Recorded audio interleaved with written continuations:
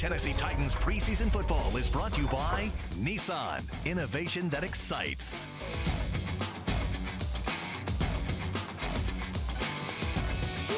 Welcome back to Nissan Stadium. The captains just met at midfield. Time to take a look at the Tennessee Highway Safety Office presenting tonight's kickoff forecast. Some showers throughout Middle Tennessee today. We could remain lucky tonight as it's 81 degrees with 74% humidity, so hopefully the rain will hold off here. Tampa Bay won the toss, and they have elected to receive the opening kickoff from the Tennessee Titans. Game number 2 of the preseason for head coach Mike Vrabel. Talk, Charles, about execution, clean, crisp huddles. He's worried about the details in the preseason. Yeah, what he's always looking for is a team that's going to play fast, play physical, with excellent fundamentals, and then go out and execute the game plan accordingly. And he's talking about coaches, staff, as well as the players. Just wants the process to be clean, and hopefully that results in a preseason win, which would be their first. There's a look at Dirk Cutter, his 3rd year as the head coach for the Bucs. He was the offensive coordinator, of course, in 2015. They decided to move him into the head coaching role primarily because of his relationship with Jameis Winston. We know how important that head coach-quarterback relationship is. It certainly is, and they're hoping it pays dividends eventually.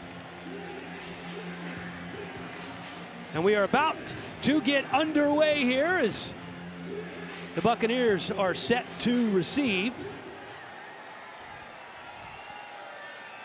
And the ball hauled in the end zone. Returned out to the 22-yard line. And nice return there by the Buccaneers. That's Dare Ogunbowale, first year out of Wisconsin. Say that 10 times fast, Chuck. Dare Ogunbowale. Nice work. Yeah, he did a nice job at Wisconsin, became a factor, and I talked with someone from the Tampa organization, and they say he's having an excellent camp and is on the radar screen right now with that coaching staff. And there's Charles Sims, the third, one of their running backs, known as a 3rd down back for them, and he's down here in this game early. Charles Sims out of West Virginia got some action last year, 21 carries for 95 yards. This is a running back competition that's wide open. Here's a look. Yeah, he was going to throw the block, but instead really got blocked himself by number 30 right there for the Tennessee Titans. And that's Kenny Vaccaro, who just came over from the New Orleans Saints as a free agent. And he's playing on kickoff team, the 6th year going into the league. And he actually undercut Sims and delivered the blow. The running back situation, very interesting for the Buccaneers. They returned Peyton Barber. They have a rookie you will see a lot of tonight, Ronald Jones. And then you have Ogunbowale as well as Sims and Charles Wilson. You can see Sims back to his feet as Dory Jackson gives him a pat on the back as he walks off. Bottom line for Tampa Bay, they are really looking for Ronald Jones II to seize that starting job and be the lead back for them. Jaquiz Rogers is also on the roster, and he's a guy that Dirk Cutter has trusted from his time in Atlanta, but they really want Jones to come in and be that lead back before this preseason is over. Ryan Fitzpatrick getting the start tonight because he will start the season for the Bucs because of that 3-game suspension that Jameis Winston's going to serve. We'll get into that more in just a moment here. Ryan Fitzpatrick looking deep, overthrows his man early on. That's Mike Evans. And that was the first defensive play of the game. That defense was picked by Garrett Ashton and 10-year-old Clarksville Academy student Garrett Allen. They bid on that at the Juvenile Diabetes Research Foundation Gala. It raised $48,000 to fund research to find a cure for juvenile diabetes. A great, great program that is obviously very important to General Manager John Robinson. He's done it ever since he's been here, raises more and more money every year, Charles. Yeah, and he has a daughter who battles juvenile diabetes, so it's something near and dear to the Robinson family's heart, and we will have someone in the second half call the first play, whether it's the first offensive play or defensive play for the Titans. Also auctioned off part of that $48,000 contribution. So a great job by the fans of the Titans contributing to the organization. 3rd and 8 now for the Bucs as the Titans try to hold them on their first drive of the game. Fitzpatrick in and out of the hands of Mike Evans. So they stand up well there on the first defensive stand of the game. At the top of our broadcast, you mentioned the competition these two teams have with the joint practices. No competition more fierce than the wide receivers of Tampa Bay versus the defensive backs of Tennessee. And I think Tennessee right now feeling very good about how they've started this game versus those wide receivers. Absolutely, certainly better than what we had up in Green Bay. That's Brian Anger punting. Nick Williams back to receive. Calls for the fair catch at the 25-yard line. Nick Williams receiving a lot of work both on special teams and offense, performing very well in training camp in that preseason game in Green Bay. As we see Marcus Mariota coming on for his first drive of the game. We talked about performing well.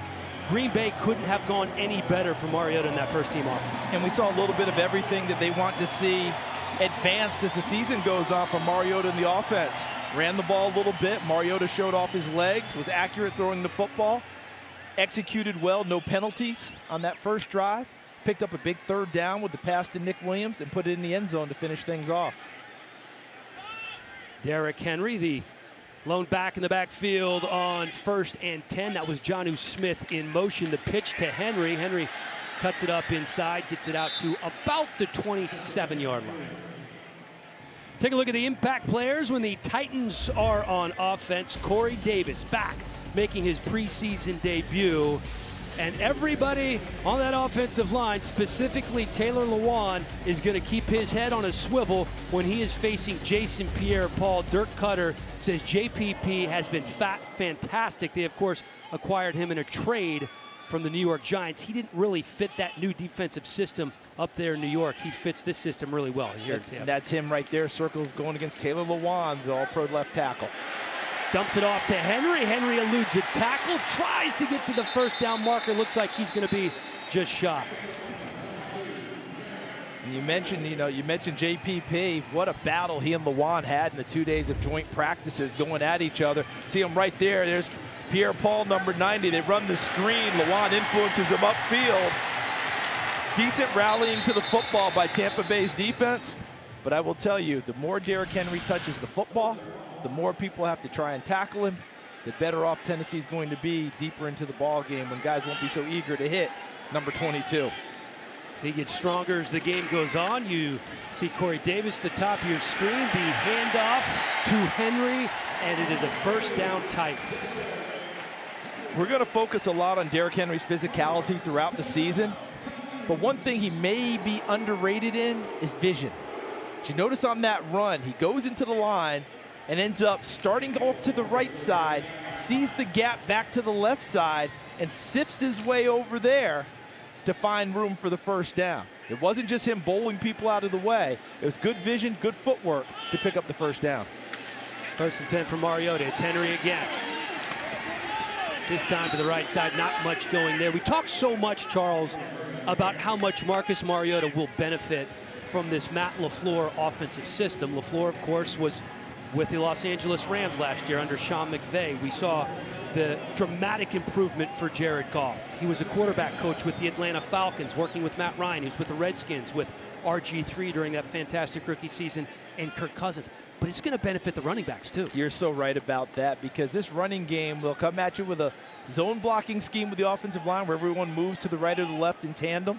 They'll have the power blocking going right at people, and that'll be like a nice change-up for the offensive line versus defensive fronts. Mariota, quick drop, little shovel pass, looking for Nick Williams. We've seen that work so often, couldn't quite connect there. And the season is officially on for Marcus Mariota because he took the big pop there from Vinny Curry, a great free agent acquisition in the offseason from Philadelphia for Tampa Bay. See as he flips it? Watch here. Yeah, Marcus finally tasted a little bit of that grass. He's fully into the preseason. Didn't have to do that much in Green Bay. Watching some games earlier today, there was a hit on a quarterback where they called a penalty. You can't put your entire body weight on the quarterback when you tackle him. And that was a bad, bad call. They try to ease them to the ground on 3rd and 9. Here looking deep for Davis, but that was not exactly in the vicinity. So Titans are going to be forced to punt. It's well covered by Ryan Smith of Tampa Bay, running stride for stride with Corey Davis. Ball's thrown more towards the middle of the field, and because of Smith's positioning, Davis couldn't really bend around him and try and make a good play on the football. Ryan Smith, the 3rd-year corner. As Brett Kern is on to punt. His 10th year with the Titans. Been around a long time. Kind of a knuckleballer there. Fair catch called for at the 20-yard line. That's where the Buccaneers will take over. Watching the Tennessee Titans television network presented by Nissan. Just under 11 minutes to go in the first quarter. Taking on the Titans, there are at least 6 starters for the Titans who are not playing tonight. Some of them a little banged up, some of them just because they got plenty of work against the Bucs during those joint practices. It's really run the gamut from team to team. We've seen some teams who have rested most of their starters. We've seen some teams who have played their quarterback the entire first half. The quarterback in for the Bucs right now is Ryan Fitzpatrick, who of course will start the first 3 games of the season for the Bucs. Dumps it off quickly to Peyton Barber, who has been anointed the starting running back for now, according to Dirk Cutter, but that may not last. I can't imagine that lasts if Ronald Jones makes a move. Now, what I like there on the screen pass was how Tennessee really didn't allow themselves to get chopped down or turn too much on the defensive side. Jayon Brown fought hard against the big offensive lineman to ride it out there and buy enough time for a pursuit to get there and make the play. They're hoping Jayon Brown can make that big leap from his first year to his second year, which is when NFL players generally grow the most. He has been outstanding so far. There's some running room here. Out past the 40-yard line is Barber before he's finally taken down by Will Compton. It's actually really good patience by Peyton Barber because he waited for the hole to really form. Watch right here. He's dance, and there it is. And he's threw it in a shot. Kevin Byard trying to make the open field tackles. He falls off. Will Compton comes from his linebacker spot to put him down, but a nice gain and good vision by Peyton Barber. 18-yard pickup for Barber. First Tampa Bay first down of this game. Fitzpatrick on the play action, looking deep. And that's broken up. Good defense right there. That's Logan Ryan coming in. Deshaun Jackson, one of the fastest players in the NFL. Nice play by the Titans secondary. Sometimes he is so fast that you can't get enough football out there for him. See, if that ball is thrown out there straight, it becomes a one-on-one play, really, for Deshaun Jackson versus one of the defenders. But he threw it a little short, and a nice job closing by Logan Ryan and Kevin Byard to break it up.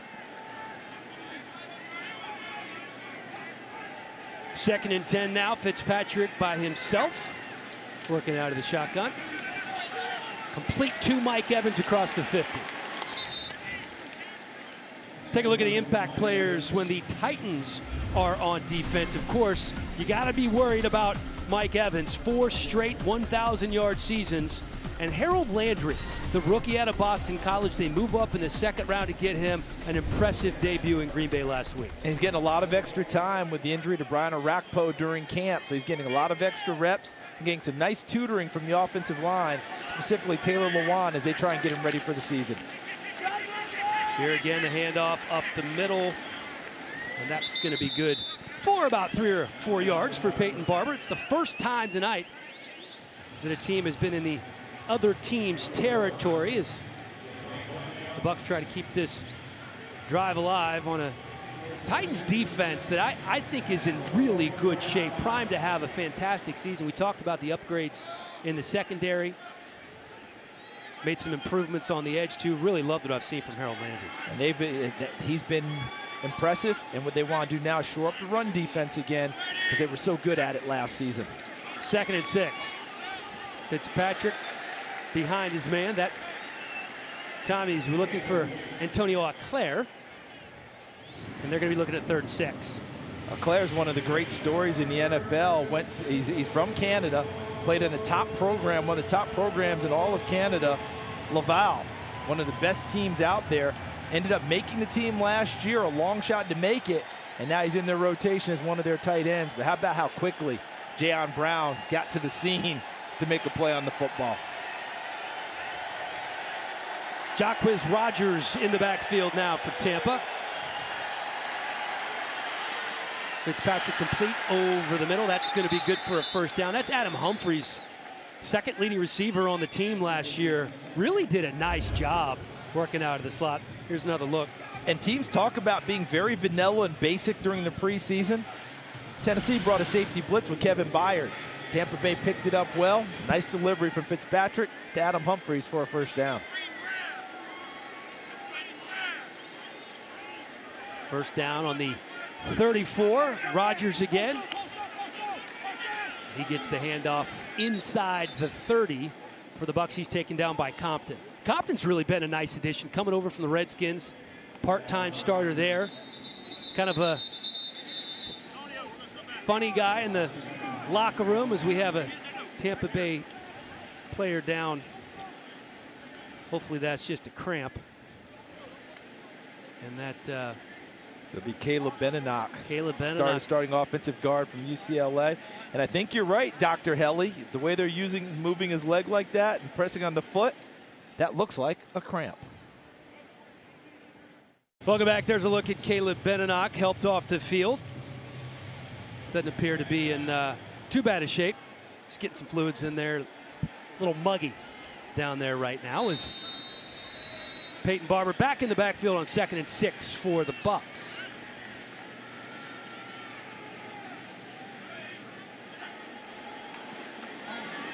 Fitzpatrick pressured and almost picked off by Will Compton, but there's a flag on the field. Ball tipped right at the line of scrimmage. Compton made a dive for it. Let's see what the call is here.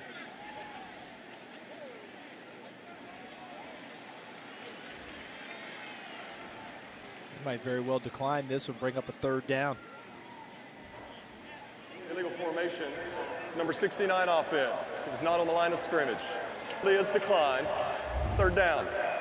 DeMar Dotson, you saw him to the right side, big number 69 when they're calling there, and you see a nice play by Jayon Brown, who's a beneficiary of a tip ball last week in Green Bay for an interception. But Dotson trying to be back off the line of scrimmage to help versus the pass rush. Needs to be up on the line in order to be legal. 3rd and 6 now. Jayon Brown seemingly everywhere early on in this game. Fitzpatrick finds his man over the middle. That is caught. Cameron Brate. It's a little Harvard on Harvard crime right there. You don't see that very often in the NFL. Normally you call one Harvard guy. You're not going to call two in the same game with the same team, but Brate has really been a revelation for Tampa. And look at the job he does holding on to the football. Jayon Brown really aggressively tried to rake it out, but Brate used his big mitts to haul it in. Good attempt by Jayon Brown. Yeah, Brown was there. Strong hands by Cameron Brate. Rodgers again working out of the backfield to the left of Fitzpatrick. And wouldn't you know, there's a familiar face in coverage once again. Yeah, that's number 55, Jayon Brown. Get used to this, folks. When he's on the field, with his speed and his intensity, he's going to be around the football an awful lot. And that ball was thrown, had a chance to be a completion, but Brown making the play on Jacquizz Rodgers disrupted it enough to cause the incompletion. 67 tackles as a rookie, an interception last week up in Green Bay. 2nd and 10 for Ryan Fitzpatrick and the Buccaneers. 2 for 2 on 3rd downs. And they will be facing 3rd down once again, will the Bucs. Peyton Barber, not much going there. Kenny Vaccaro, a very good run stopper during his time with the New Orleans Saints. They are, of course, going to miss Jonathan Cyprien, who is out for the year, but they were lucky enough to be able to grab a guy like Vaccaro, who's a very similar style of player. Very similar, very savvy, really good athlete, but as you noted, much better closer to the line of scrimmage, and he brings the boom when he hits running backs. Yes, he does. 3rd and 9. 3 wide receivers to the right. Fitzpatrick cannot connect as LaShawn Sims is there in coverage. I thought that was a really good series for LaShawn Sims on the previous play. He had made the tackle on the running back at the line of scrimmage. Look at him battling here against O.J. Howard, the big tight end. Didn't allow himself to get bodied too far away from the football and came back and made a play. Ball was thrown inside a little bit, but LaShawn Sims helped force that incompletion. Chandler Catanzaro on for the 30-yard field goal attempt. Kicking problems have plagued the Bucs. This is the first PAT of this preseason. That he did. He came on to make a couple more field goals, but that was not the way that he wanted to get things started. He starts tonight with a 3-0 lead. You're watching the Titans Network presented by Nissan. Welcome back to Nissan Stadium. Bucks on top, 3-0. Be part of the Titans football season at Nissan Stadium. Get your 2018 Titans season tickets by calling 615-565-4200 right now. And you can speak with a ticket representative, or you can just visit titansonline.com. Ignite the fire. Look at that little cutie. Oh, man. He's having a good old time, CD. That's great daddy-daughter time, isn't it? Absolutely. You cannot beat that. Cameron Batson deep in the back of the end zone, wisely decides to take a knee.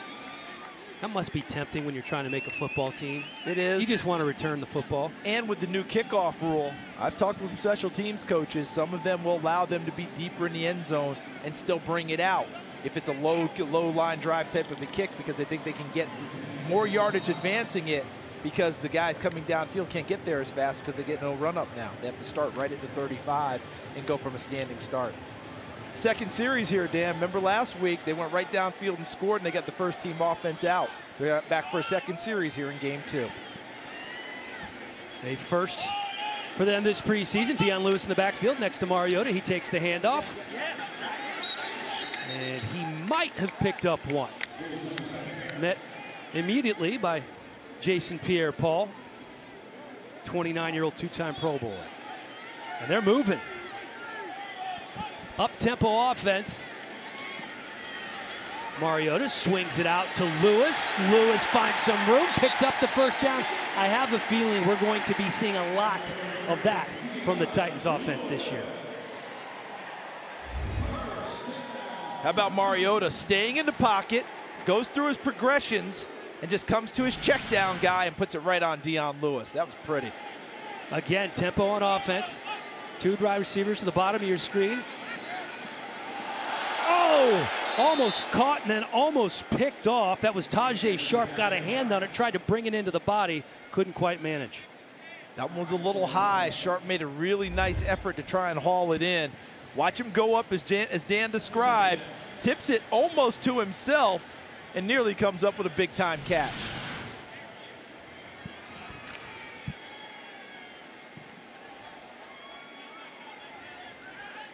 Second down now from Mariota. 2 wide receivers to the top of your screen. Mariota to Deion Lewis. Nifty move over the middle of the field, picking up more yardage, and then fumbles it out of bounds. That is why Deion Lewis is so dangerous on offense. Wouldn't be a surprise at all to me. Watch Deion Lewis, the running back here. Watch the move he ends up making. Look at that shake right there on Levante David. Catches it and really cuts past him. Corey Curtis, do you think that Deion Lewis could possibly catch 60 balls this year? I don't think it's possible that he's going to catch 50 balls. I'm saying mark it down. He's going to catch 50 balls. When you look at what the Rams did last year with 80 receptions plus for Todd Gurley, and you look at the last 2 years in Atlanta, what they've done with Freeman and Tevin Coleman, they throw to the backs a ton. They brought Deion here for a reason. He is going to catch a ton of passes, and that's why I said last week Marcus is going to have the highest completion percentage of his career because of that safety outlet. Yeah, and Corey, that would mean the highest number of catches for Deion Lewis, too, in a sense, underutilized as a pass receiver in New England because they had James White there as well. Yeah, they had plenty of guys to throw to, Rex Burkhead as well. But remember this, last year of backs who carried for 150 times or more, he led the league with 4.93 yards a carry. And how about another guy with some wheels? Taywan Taylor taking it to the house. Touchdown Titans. 47-yard touchdown by Taywan Taylor. High hopes for this young man, so dangerous in his second year, Charles. You just heard our colleague Corey Curtis talk about all the other accomplishments in this style of offense that Matt LaFleur brings with him. One of the staple plays in this offense is a screen pass, whether it's to the running back or it's to the wide receiver. And Taywan Taylor takes it, cuts inside, picks up really nice blocking, and then turns on the Jets for the initial touchdown of the night. Second year out of Western Kentucky. They were so excited about him last year. Got 4 starts as a rookie. Going to be a valuable piece of this receiving core. They don't know when Rashard Matthews is going to be back. Ryan stuck up on to attempt the extra point. And the very reliable suck up is up and good. 7-3 here with 4 minutes to go in the first. Taywan Taylor celebrating a oh-so-pretty 47-yard score. Back at Nissan Stadium, the Tennessee Titans have taken a 7-3 lead over the Tampa Bay Bucs. It is time for you at home now to join the show. It's tonight's Twitter poll. I just launched it. It's a quick, easy question. Who will lead the Titans in receptions this season? Corey Davis, Delaney Walker, Rashard Matthews, or the guy we've been talking about, I think he's a sleeper, Dion Lewis. At Corey Curtis 2 on Twitter. Vote now. We'll update those numbers in the second half. Corey, I absolutely love that question that you're posing because you hit a lot of position groups there. Tight end, running back, wide receiver, and there will be a lot of options and targets out there for him. And I think you're ahead of the curve on Dion Lewis. Sean Wilson hauls in the Austin Barnard kick. Gets it out to about the 25-yard line. Here's a look at the receiving numbers last year. Delaney, the Titans. Yeah, Delaney. I'm sorry. Go ahead, Bo. No, it's just Delaney Walker on top as usual, as one would expect. Yeah, went to the Pro Bowl again last year. Rashard Matthews, a very dependable type target. Corey Davis was hurt all preseason, got off to a very slow start. They expect Jonnu Smith's numbers to go up as well, the second tight end. But I really do think Corey is on to something in terms of Dion Lewis coming out of the backfield. He's not just a third down back, but he's a valuable addition that he can play all 3 downs and affect the passing game. Fitzpatrick flushed out of the pocket, nearly sacked. Holds on to it, slides down at about the 36-yard line. You mentioned him holding on to the football. The Tampa Bay sideline holding on to his collective breath. He has to start the first 3 games of the regular season. If he goes down, Ryan Griffin becomes the starting quarterback, and he has almost no experience. Austin Allen also here in camp, but I don't expect him to make the team. Fitzpatrick has to stay healthy to start the season with Winston suspended. Barber breaks a tackle up the middle, taken down by a couple of Titans, including Will Compton. You know, last year this Tennessee Titans defense led the AFC in rush defense, giving up about 88, 89 yards per game. They were 4th in the NFL. I think in the first 2 preseason games, if there's one spot I think that they're really going to focus on, it has been their run defense. I think the teams are moving the ball against them on the ground a little bit more than maybe they want, and they'll keep working on trying to shore that up. But Benny Logan, when he gets going, the acquisition from Kansas City and Philadelphia, he'll help in the middle. Oh, absolutely. That's Humphreys hauling the pass from Fitzpatrick. Kenneth Durden, the first one there. Got a little pushing and shoving at the end. Austin Johnson, number 94. Working against number 66 for Tampa Bay on that one. That's Ryan Jensen, their center.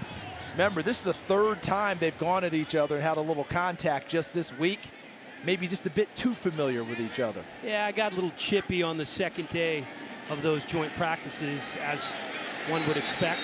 But I'll tell you this, Mike Vrabel was really proud of how his team handled that situation. Vrabel, by the way, not afraid to jump right in the middle of any melee during those workouts. And if he jumps in the middle of it, it stops. That's a large human being. But how about Austin Johnson coming right back after a little bit of scrap with Ryan Jensen and making a big stuff right there. Nice play in the running game. Remember, Mike Vrabel, about 250 pounds, 6'5", was a linebacker in this league. Linebackers aren't built like that anymore. As a big-time dude who played 14 years in the NFL. Get our first look at rookie Ronald Jones out of USC in the backfield, 3rd and 4. Pass incomplete, good coverage there. Kendrick Lewis on the pass breakup. Really nice play by Kendrick Lewis, who was actually a teammate of Mike Vrabel's in Kansas City.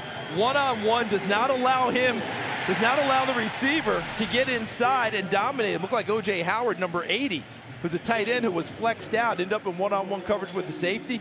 Excellent job by Kendrick Lewis controlling the situation and breaking up the pass. Second punt of the game for Anger. Williams back deep to receive again. He lets that go into the end zone. So that's going to be coming out, but Once again, there's a flag.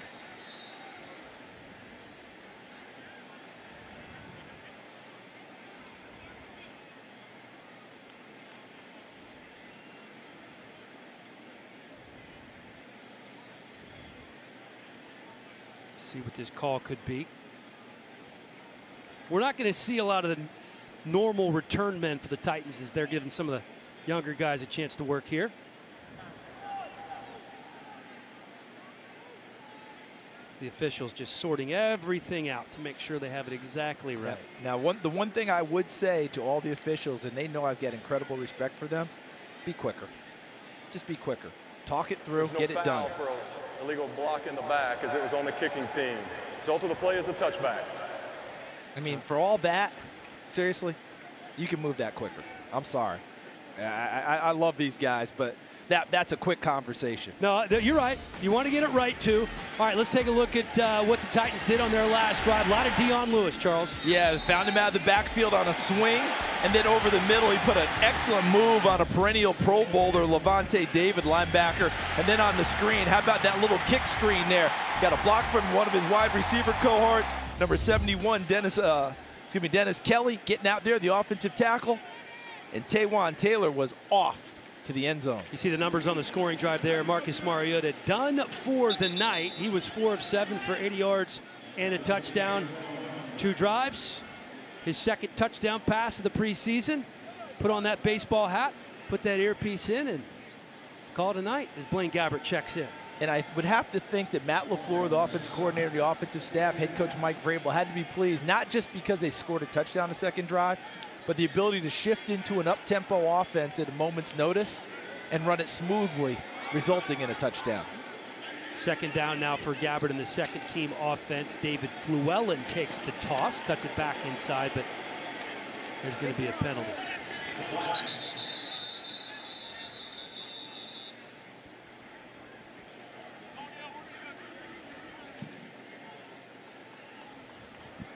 Holding, number 76 offense. 10-yard penalty, replay second down. There's a look at Mike Vrabel.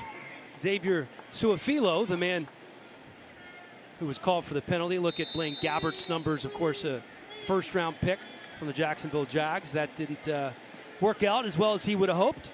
He moved on to the 49ers and then the Arizona Cardinals last year, where he's become a solid, reliable backup quarterback in the NFL. Just think about this, though. 8 different offensive systems in 8 years in this league.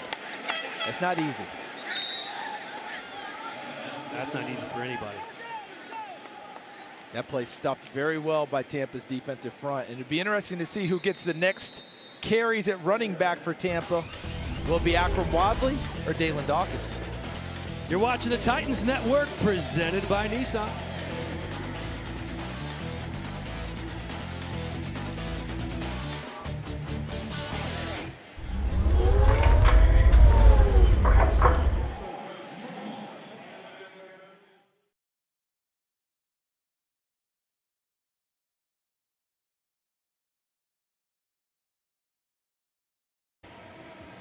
Welcome back to Nissan Stadium. Titans on top of the Bucs, 7-3.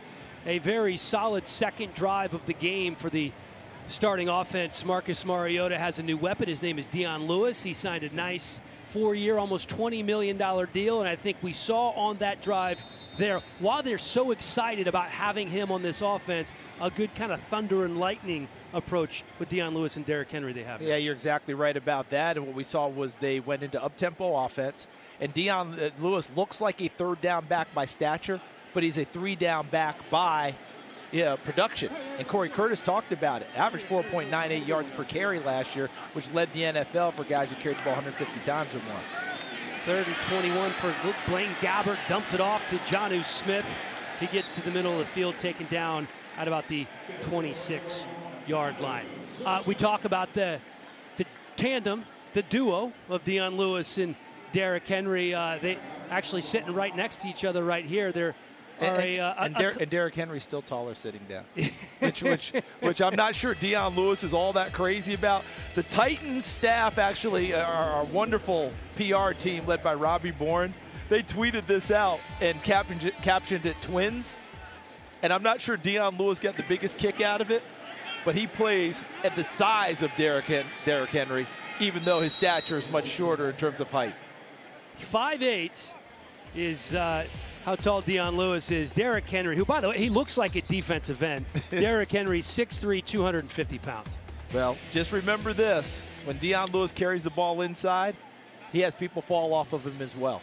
You know, it's not just a matter of the only guy who can carry the ball inside is Derrick Henry. Dion Lewis has to be a perimeter guy. Not at all. He's a three-down style back and the best pass protector of all the running backs on the roster, including Derrick Henry, although Derrick Henry's improved this summer. You saw how dangerous Dion Lewis was when he was at Pitt, most recently with the New England Patriots, coming off a career year where he had nearly 1,000 yards on the ground for the Patriots as he was their leading rusher. And we do get our first look now at Jameis Winston. Had a negotiated settlement with the NFL. They agreed on a 3-game suspension. He groped a female Uber driver back in 2016. And they weren't going to have a long, drawn-out situation like they had with Tom Brady and an appeal with some other guys. They just said, let's serve the penalty and move on. And that's what they've decided to do. Winston looking deep, has his man. Don't know if he was in bounds, but that was Mike Evans. Flag on the play.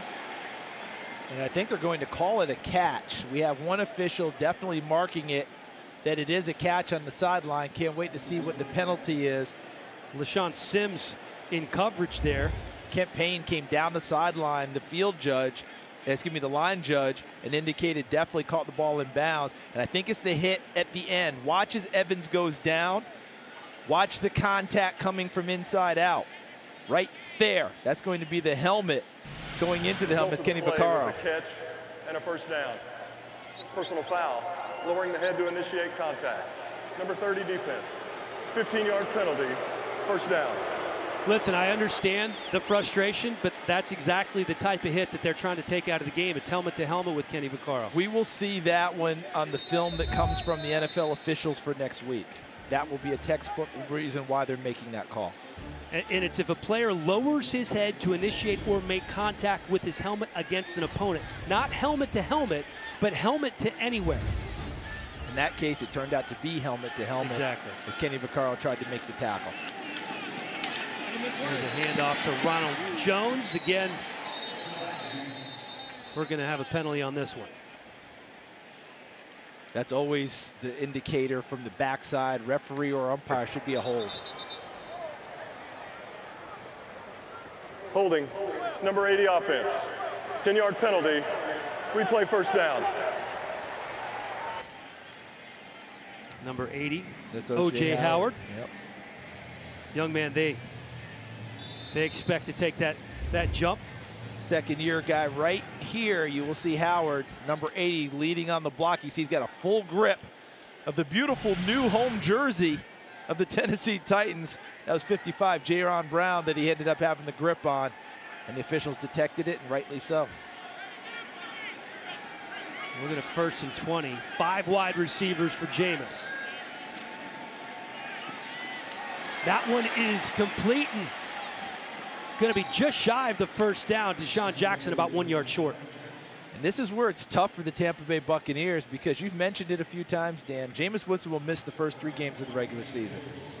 How much do you play him in preseason? How much do you practice him to get him ready? Because when the season begins, he goes away for 3 weeks, can't even be at the facility. Can't work out, can't have contact, any of that.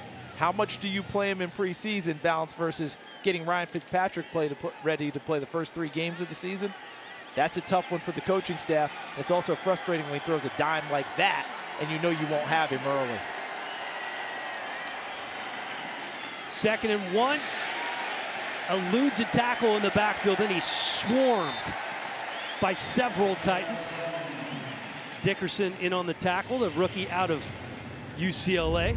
There's the run defense you're looking for. I think Aaron Wallace, 52, had an effect on this as well. There's the initial hit. Wallace forcing him even deeper and into the pile of Titans. Benny Logan, 96, a part of that. You mentioned Matt Dickerson, number 92.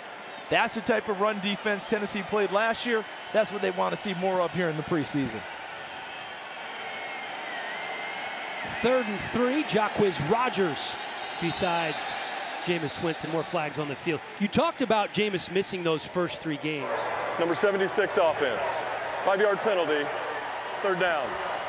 That's left tackle Donovan Smith. It's not just missing and how much do you play in the preseason, but it's who they're playing in those first 3 games. They played the Saints, the Eagles, and the Steelers. And 2 of them, I believe, are nationally televised games. I think there's a Monday Night Football game against the Steelers, and it may be a Thursday or a Sunday night game early on. So they've got that sort of deal, and you come off of a short week to go into your 4th game, which is Chicago, I believe, when Jameis would be eligible to play.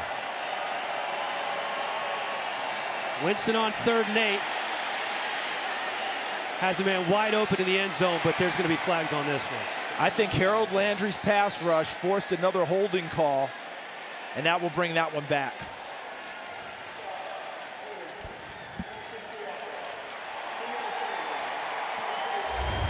The rookie off the edge.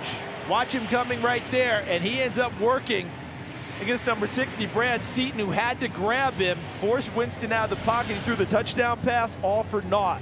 That pass rush pressure by Landry, that's 2 games in a row now that he's had an effect that's helped his team in a big way. So that's now the 4th penalty in 5 plays for the Bucs. And there's a look at Landry. Talked about how they moved up in the draft to take him. And then he thought he might go in the 1st round, and when he got into the 2nd, he was right there for the taking for the Titans when they made their move up. Dumps it off over the middle, does Winston. That's Humphries, not going to be enough.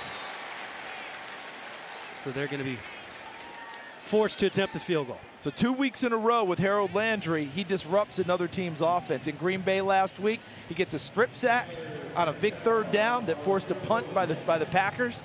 Tonight, he forces a hold on a touchdown pass by Tampa, wipes the points off the board, and forces a long 3rd down. They can't pick it up, forces them into a field goal situation. Excellent job by the rookie out of BC. Catanzaro on to attempt the 39-yard field goal. And as it sails through the uprights, we have a penalty. Imagine being the Bucs fans and the first kick of the preseason, he misses an extra point. After all they went through last goodness. year and signed him as a free agent in order to shore up their kicking woes. They scored their first touchdown and missed the PAT. Illegal formation. Offense number 77. He was not on the line of scrimmage. 5-yard penalty. Replay 4th down. That's the 5th penalty. And that's Nate on this drive. Yeah, that's Nate Katzer, the special teams coach for the Tampa Bay Buccaneers. That won't make him happy, and of course the head coach Dirk Cutter won't be happy as well. And how many times have we seen a made field goal, you get a penalty, you have to kick it again? How many times have we seen it go awry and you come away with nothing? Let's see if that happens here. This time they have to scoot back 5 yards, so it's going to be a 44-yard attempt. Not this time. And he got it.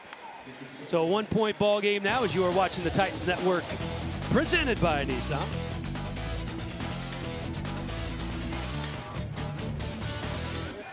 (7-6) after a Buccaneers field goal. The drive had almost as many penalties as plays, but it still resulted in 3 points. There's a look at Matt LaFleur. He is in the booth calling plays today.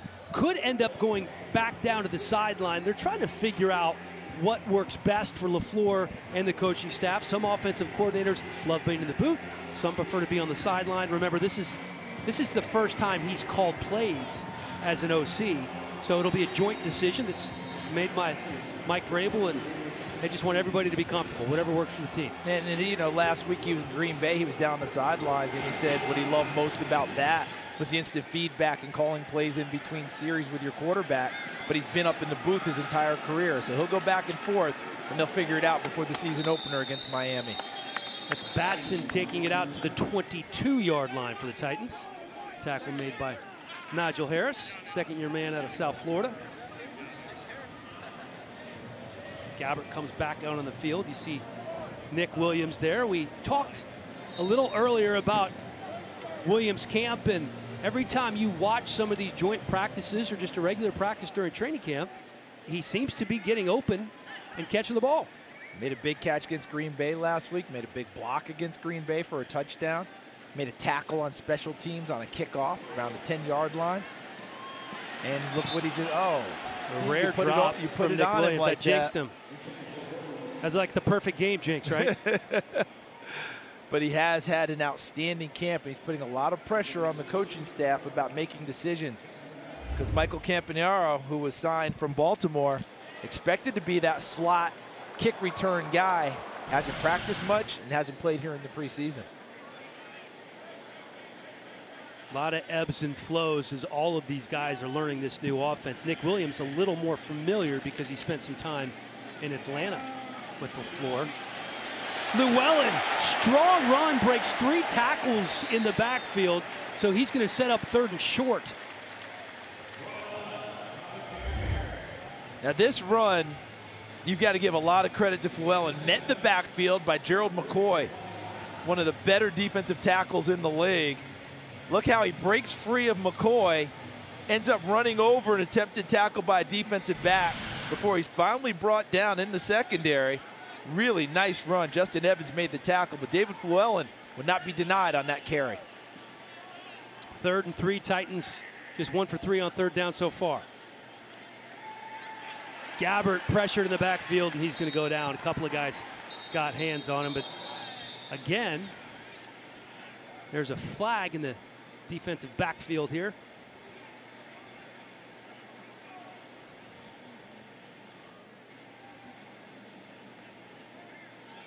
While the quarterback was in the pocket, illegal contact. Number 58 defense.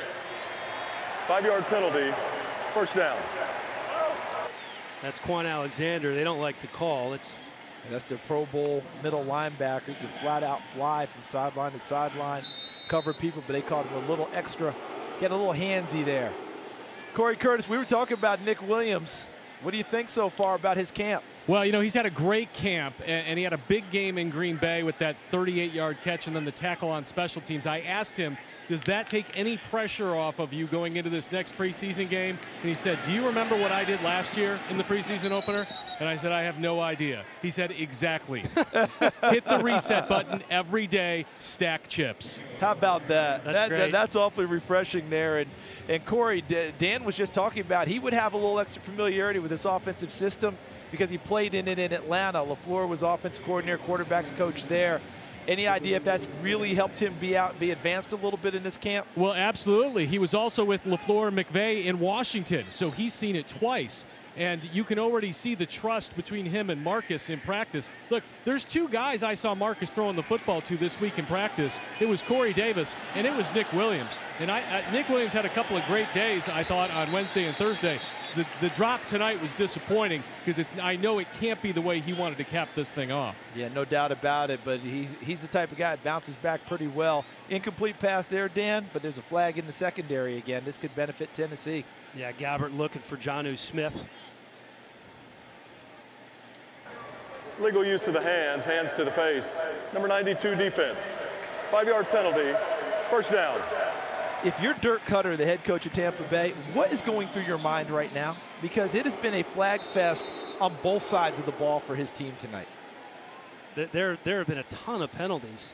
You mentioned 5 on that last drive alone. They only had 6 plays on the drive. And they have a lot of frontline guys still in the football game. This isn't a bunch of backups that they're playing with right now. So another 1st down for Gabbert. And this time, they're going to stuff that right at the line of scrimmage. Llewellyn not going anywhere. 6 penalties for 40 yards so far in the game for the Buccaneers.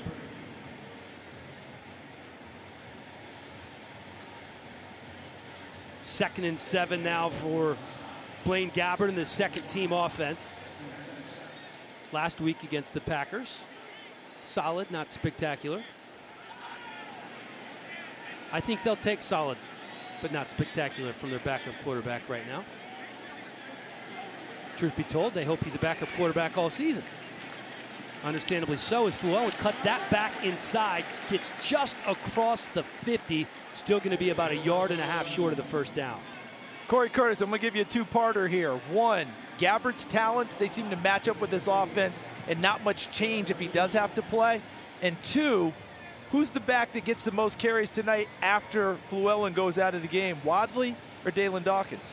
Well, first, I think you have to say with Blaine Gabbert, he can duplicate some of the stuff that Marcus does because, I mean, look, he looks the part, and he's a big, strong athlete, and he can move. You know, he's not going to be as accurate, and he's just not as fast on the trigger as Marcus is right now, but athletically, he can duplicate some of those things. I think after this, it's Akram Wadley or Dawkins, but, you know, Akram Wadley showed us last week some really natural receiving ability, and I just look at him as a really natural fit behind 33. We'll see which one goes the rest of the way. I think this has been a second nice game for David Fluellen, by the way. That was a great read on that last carry to cut it back inside. He looks very good this year, and he's making an excellent case to be on this football team once again. Yeah, second-year player out of Toledo. Fluellen right now is the third running back. He's the third running back, and he's getting pressed now. What advances him as well is he's a four-tool special teams player. He can play on all the special teams. But I'm thinking Dawkins might get some carries because we saw Wadley last week. They might want to get Dawkins in and give him an opportunity and see how he fares. Sean Wilson hauls in the catch, the rookie out of Duke. 6:14 to go in the first half. Titans up by 1. You're watching the Titans Network, presented by Nissan.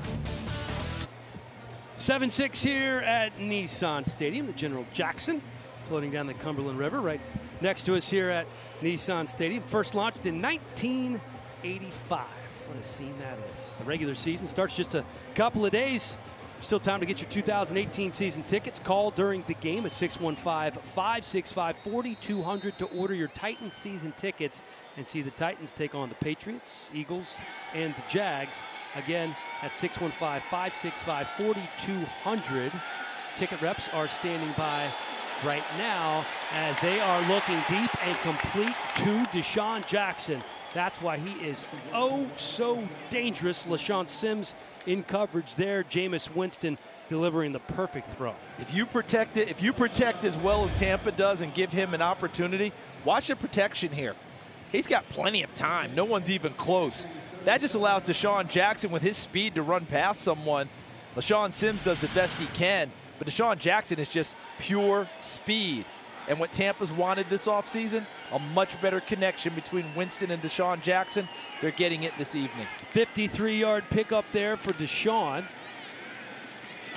This time it's the rookie Ronald Jones on first down. I love how LaShawn Sims just shook off that big completion against him and came up in the run game and made the tackle when it came right back at him. You know, there's an old thing in football. Hey, if you just beat someone, you attack them again right away. And they came right back at him with a running play, and LaShawn Sims more than stood up to the challenge and made the tackle. Excellent job of flushing the last play and moving on. You know better than anybody. It's just like being a golfer. You can't have a conscience in the secondary. No, you really can't, and I had too many opportunities to have to bounce back, so I understand. 2nd and 9 for Winston. That pass is complete. Chris Godwin, second-year receiver out of Penn State, who's expected to be a big part of this offense this year. Kenneth Durden there on the tackle. And Durden just added to the roster this past week. Undrafted, was with the Raiders in 2016. Started his career at USF, University of South Florida, finished it at Youngstown State, getting an opportunity now. Spent 4 weeks on the Titans practice squad last year. One of those players, and there are a lot of them that bounce around from practice squad to active roster, cut and waived multiple times in a single season.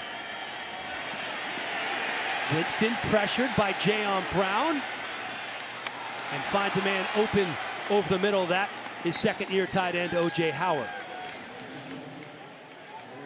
Another tremendous effort by Jayon Brown, number 55 in blue. Great pressure on Winston, flushed him, but Winston bought extra time, extended the life of the play, and allowed his receiver to shake open and then delivered.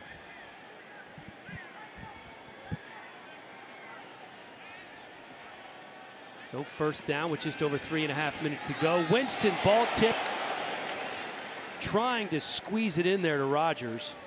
Good coverage Robert Spillane, one of the men there. Yeah, I think they did a nice job kind of pinching the receiver. Spillane, number 42, who acquitted himself nicely in Green Bay last week with 8 tackles in his first game out of Western Michigan. Also had a sack in that game. He and Jayon Brown combined on the coverage there to force that one incomplete.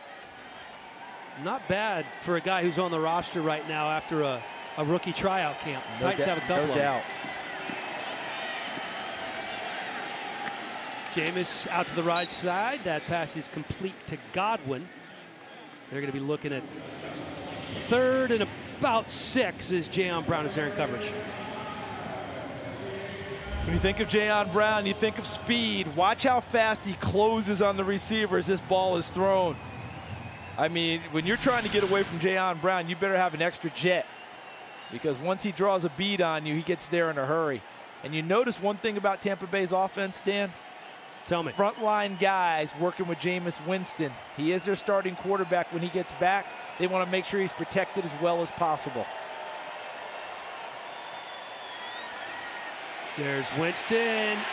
Escapes the rush. Flag on the play. Still running for life. Chucks it up into the end zone because there's a flag. And that's caught, it looks like. That's Godwin in the end zone. They signaled touchdown, but there's a flag on the play, so we're going to have to sort things out here. Looked like Sharif Finch, number 56, forced the issue with pass rush to begin with, and he had a sack last week in Green Bay as well. He's on the coach's radar.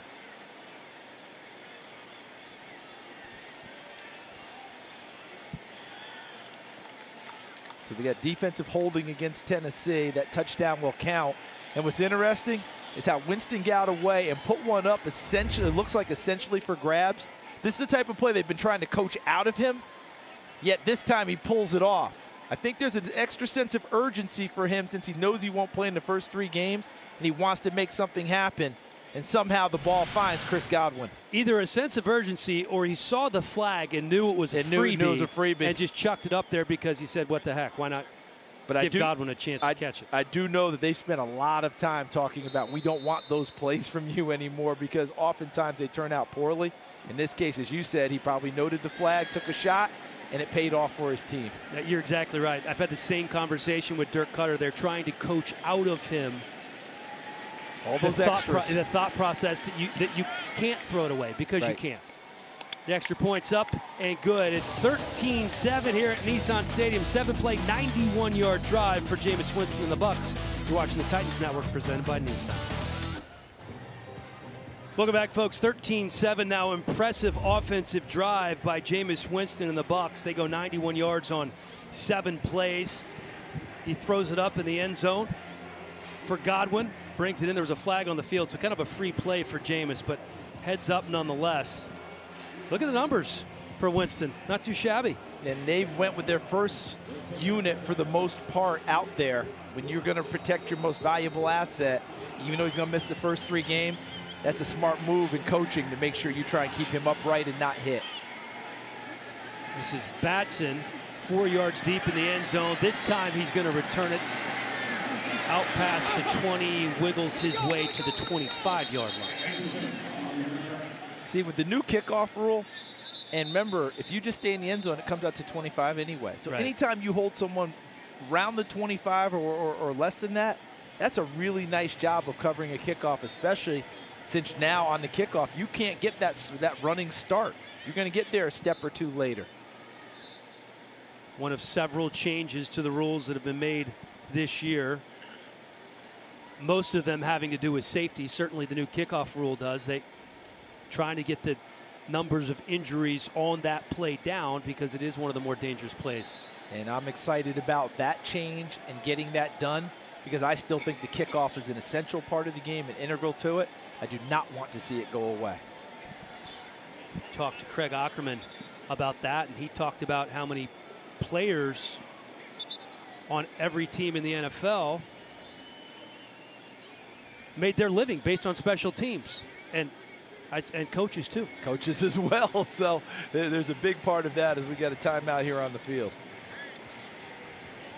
See the penalties for the Buccaneers. Most of those coming on a single drive. They had 5 on one drive as Mike Vrabel's trying to coach things up. Let's get going, he says. 2.5 minutes to go in the first half. He's talking to the officials. Let's keep this flow going. Let's play.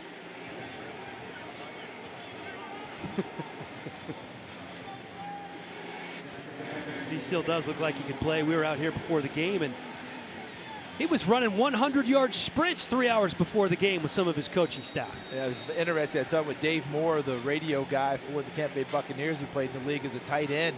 So he went against Mike Vrabel. You know, Mike was an outside linebacker, and I told him about him running those striders. He said always was a long strider as a player. Those big, heavy hands, hard to get past that guy. This is Batson again. Across the 20, a little more speed this time. Tries to cut it back, out past the 30, past the 35, the 40, and finally dragged out of bounds. Nice return there from Batson, taken out of bounds by the kicker, Catanzaro. Look at how everything forms. Remember, there's a no contact zone right away for this before anyone can engage. So I think you're going to get a lot more one-on-one blocking because you can't form wedges, and it'd be like a punt return, more of a broken field play. And Batson took advantage of it, used his speed, and another nice pickup. Last week, Akram Wadley, what do you have, a 63, 64-yard return? Might have been a 68-yarder, yeah. Big return against Green Bay, second big return of the preseason for the Titans. Yeah, 45-yard return for the rookie from Texas Tech. Here's Fluellen, keeps his feet and picks up 7. David Fluellen is trying to announce to everyone, and Corey Curtis hit on it earlier, that he's having a really nice preseason. In these 2 games, he's running the football with authority because he is being challenged for that 3rd running back spot by the rookies Akram Wadley out of Iowa, Dalen Dawkins out of Colorado State. Calling a timeout on the field. Fluellen in his 2nd year out of Toledo, primarily a special teamer last year, and truth be told, he has the leg up on both of the youngsters, I think, in terms of his special teams ability, but they might be more explosive. 2 more games in the preseason to sort things out. You're watching the Titans Network, presented by Nissan. Welcome back, 13-7 here at Nissan Stadium. David Fluellen, 6 carries for 21 yards. Battling for a spot on this roster at the running back position. Valuable special teamers. Wayne Gabbert tries to get it to Tim Simish. And I'll tell you what, you see Simish on the practice field, he is a large individual. We talk about how big Vrabel is.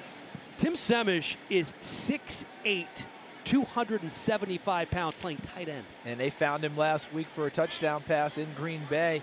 He's trying to hop on and be the 3rd tight end that the Titans keep after Jonnu Smith and, of course, the Pro Bowler Delaney Walker. Gabbert swings it out. Little running room. Ball's on the ground, and that is recovered by the Buccaneers.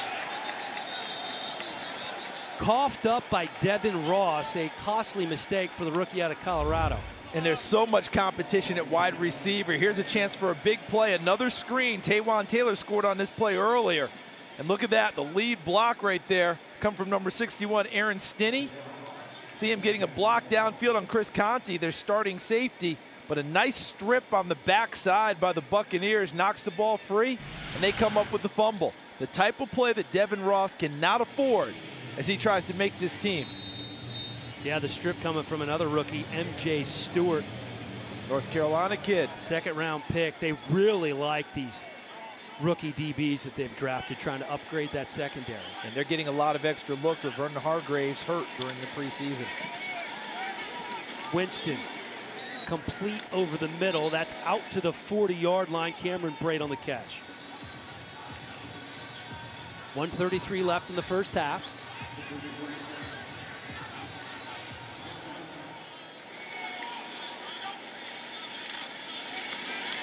Winston with time. Again, tries to dump it over the middle, but that's low for Ronald Jones. He can't haul it in. Yeah, that one will go on Winston. We got a flag on the play, but he threw that one low, as you noted. Ronald Jones had a chance. If he puts it on him, he's on the move on the 2nd level of the defense. I wouldn't be surprised if this is called on the Titans defense for lowering the helmet.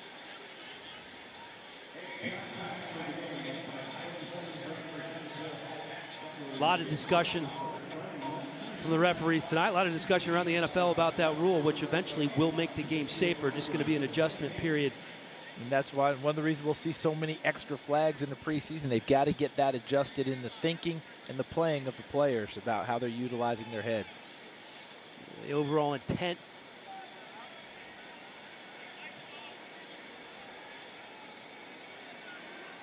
You were right about that, Dan. It does go against Tennessee, and it is that type of a call, initiating contact. The intent of the rule is great. It's just the consistency over time that the referees have to get used to, not just the players and the coaches. It's an excellent point. It's going to take time for everyone. But a lot keeps getting added to these officials with the different types of rules and the points of emphasis. You're asking a lot, and it takes some time to shake down to that consistent level of how things are going to be called. So could have a few hiccups along the way before it smooths itself out. First down on the 46 now for Winston. Winston pressured, eludes the rush. Unable to connect downfield with Bernard Reedy. Another nice pass rush from Sharif Finch, the young man out of Temple, the rookie. He continues to get after the quarterback here in game 2. Watch him up top here, 56. As he works against Brad Seaton, forces Winston to step up and flush out of the pocket, and is inaccurate throwing it downfield.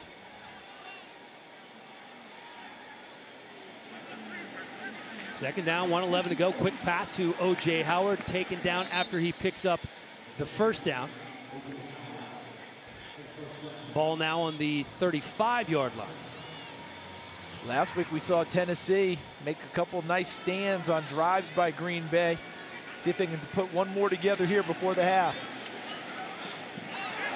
This one off the chest of Reedy, and they're lucky that wasn't picked off. I think what happened on that was as it came off of Reedy, you already had DeMontre Hurst, who was committed to go and try and knock it loose by hitting Reedy. And watch, it comes off of Reedy. Hurst is committed to the tackle, and the ball ends up bouncing off of Hurst. Impossible to get his hands up and make that. Tough to do. That ball comes off with a lot of speed, but he was already going to try and tackle him, and is like, oh, there's football. Good attempt. 48 seconds to go in the half. Incomplete. Fascinating story about Sharif Finch. He has played very well when given the opportunity in the preseason. You talked about what he did last week against Green Bay. He went to his father's funeral on Monday. Of Green Bay week. And then played in that game. He had lost his mother a couple of years prior to cancer, lost his father to a heart attack, and still played in that game. One of 21 children. Said he needed to be there for his siblings, and said he needed his siblings to help prop him up during this time. Winston, pass complete, puts his head down, penalty on the play. Bernard Reedy on the catch. We got a lot to sort out here. Looks like they got the ball out before he went down. Yeah, Kendrick Lewis saying he stripped it out. So there was a big penalty down, excuse me, a big play at the end, and they want the football right there. And you see Kendrick Lewis fighting him for the football, stripping it out, and the ball does come free. The key is, where was the whistle on that play? Exactly, which we can't hear on that replay, that particular replay. So a lot to sort out. There's a flag on the play. Kendrick Lewis with the strip. The recovery appeared to be clearly Tampa Bay's recovery, though. That's what I thought initially anyway. Kendrick Lewis ended up with the football at the end of it. So, as they said in the movie Bull Durham out at the mound, we're dealing with a lot of stuff here. There's a lot of stuff here. You talk about Kendrick Lewis being a Mike Vrabel teammate as we look at Dirk Cutter. Ryan Suckup, also a Mike Vrabel teammate in Kansas City.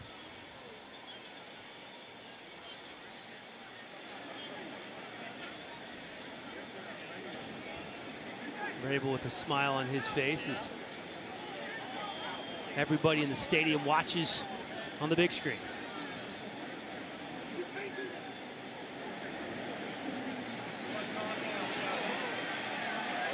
Obviously having an issue with the referee's mic tonight.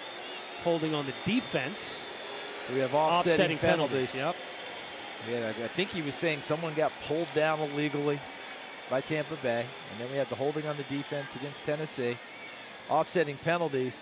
But look at where the ball's being marked. That means that's post-possession. You have offsetting penalties, so the play stands, if that's where they're going to mark the football and play.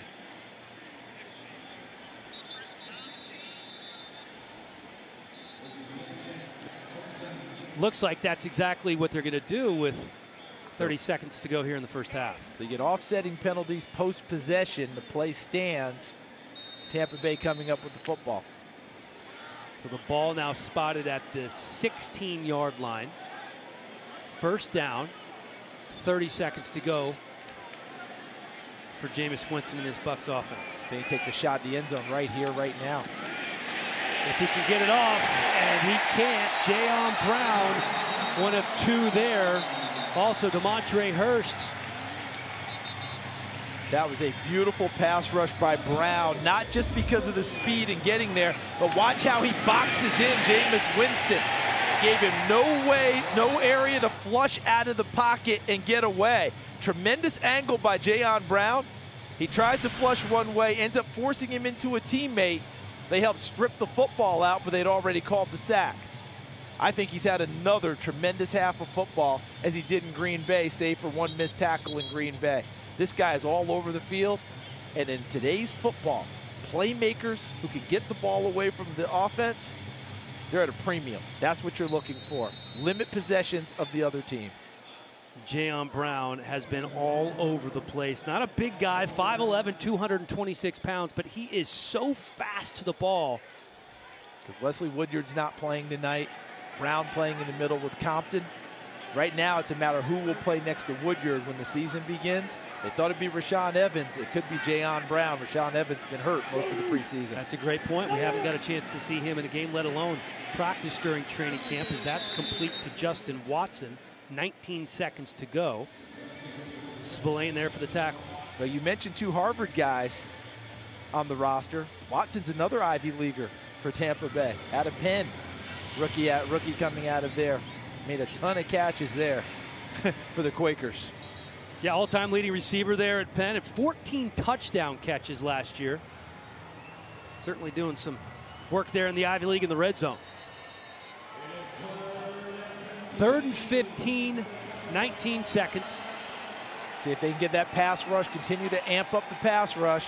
Julius Wormsley had a big game last week for Tampa up in Green Bay. Haven't called his name at all so far. Can he get inside and put some pressure? They bring 4. Winston goes to the end zone, has a man caught, touchdown. That's Justin Watson.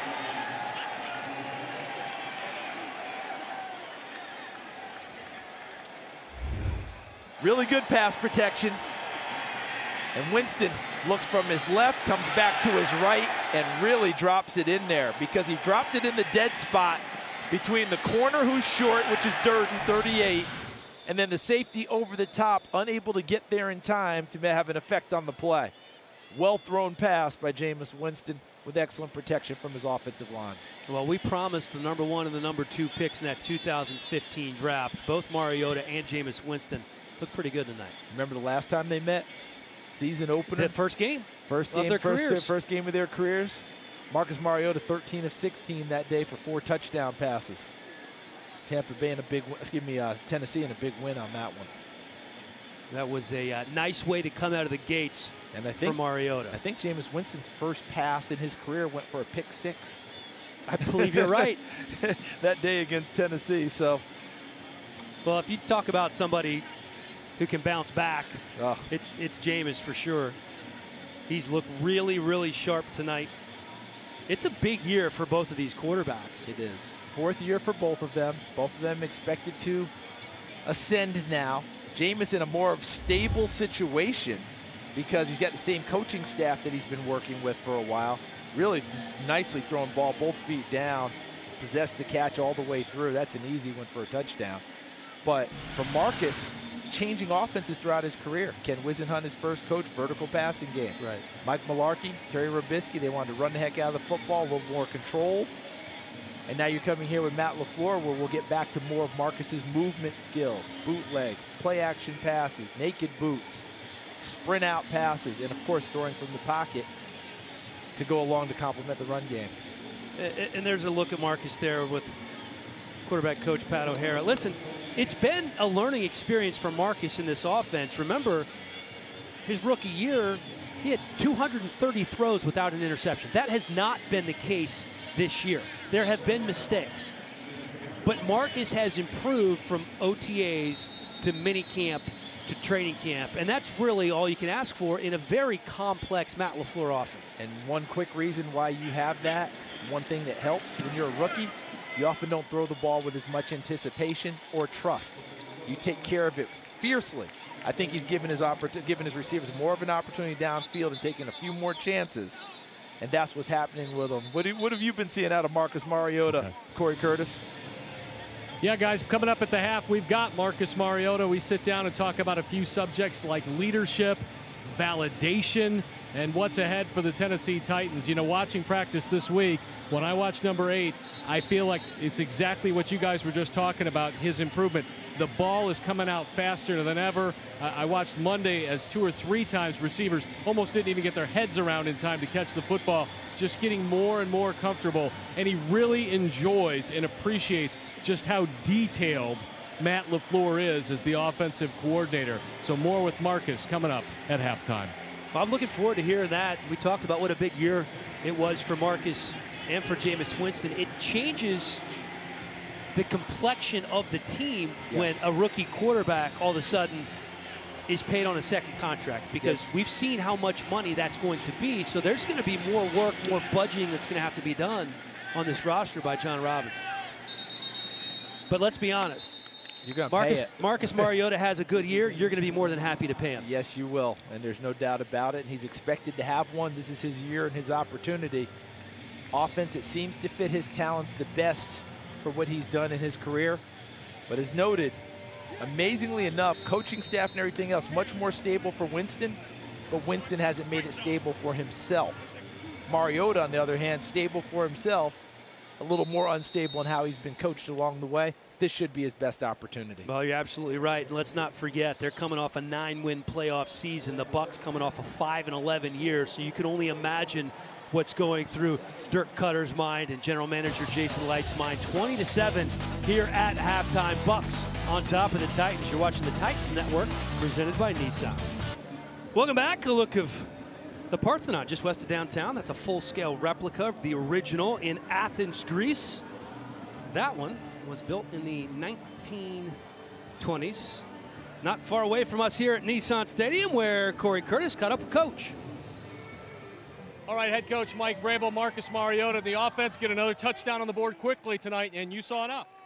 Yeah, you know, we had a plan for him, what we were looking to do and what we were looking to get out of the night, and would like to run the ball a little better with that first group. But, you know, what we did in the second series was good to see, and, you know, we felt like that was a plan coming in. Tonight, Dion Lewis gets to touch the ball a little bit more and did some real Dion Lewis things for you. Yeah, he did a nice job, and unfortunately, you know, had the fumble out of bounds. We had to take care of the ball offensively, and we got to be able to, you know, defend the pass a little better, and we got to run the football on offense. What do you want to see the second half? That's it. I want to see if we can stop them throwing the ball and see if we can run the football. Thanks, Coach. Thank you.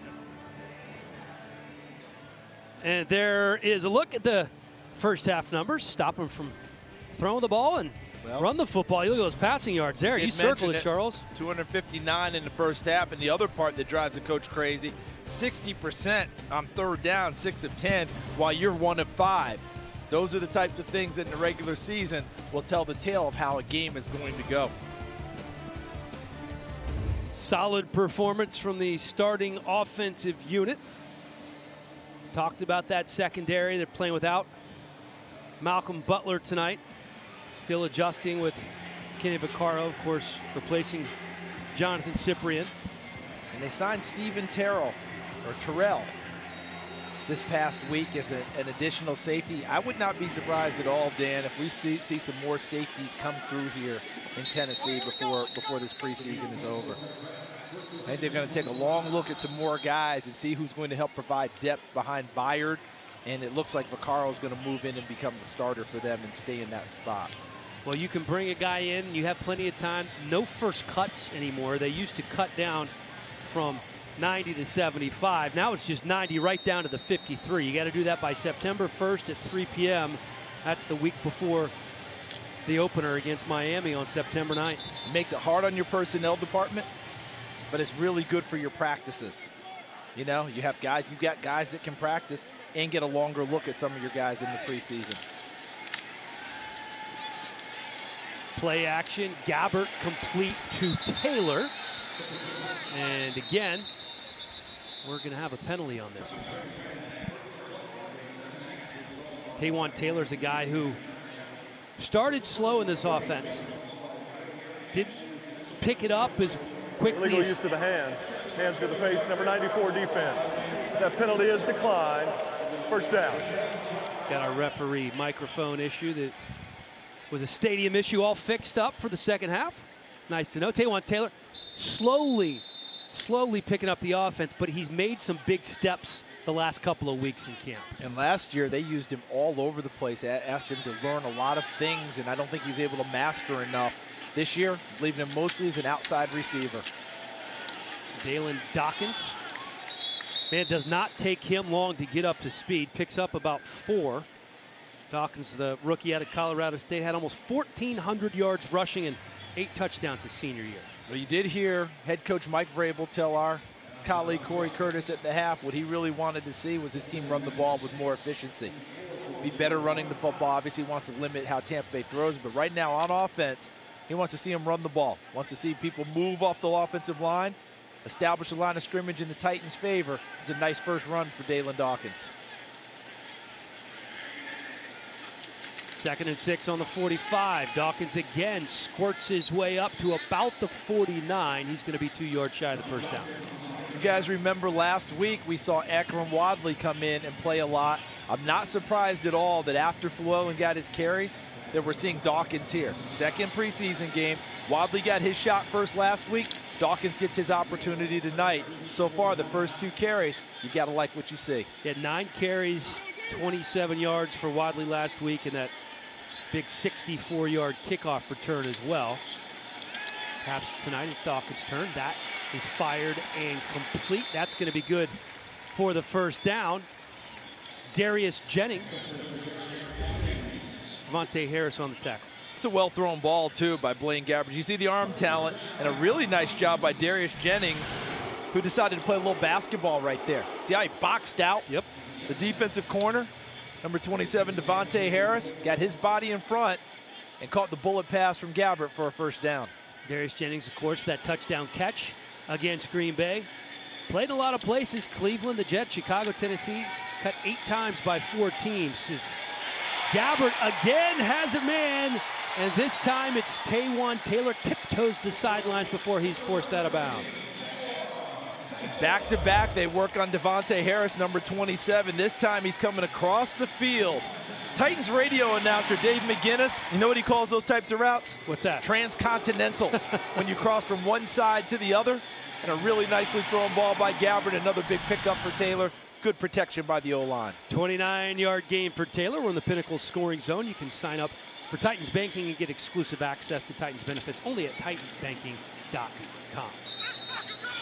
And not going anywhere there as we're going to have a flag. That was Dawkins again. Remember, Tennessee has no fullbacks on their roster, so Luke Stocker, who's a tremendous inline blocker as a tight end, often goes to the backfield as the lead blocker when they go to the I formation. Illegal use to the hands, hands to the face. Number 52 defense. 5-yard penalty, first down. Nigel Harris out of USF picking up the penalty for the Buccaneers. And there's a look at Taywan Taylor. He might have a 100-yard game tonight. 3 catches for 92 yards and a touchdown so far. Wouldn't mind at all to get a one-on-one opportunity now and stick it in the end zone.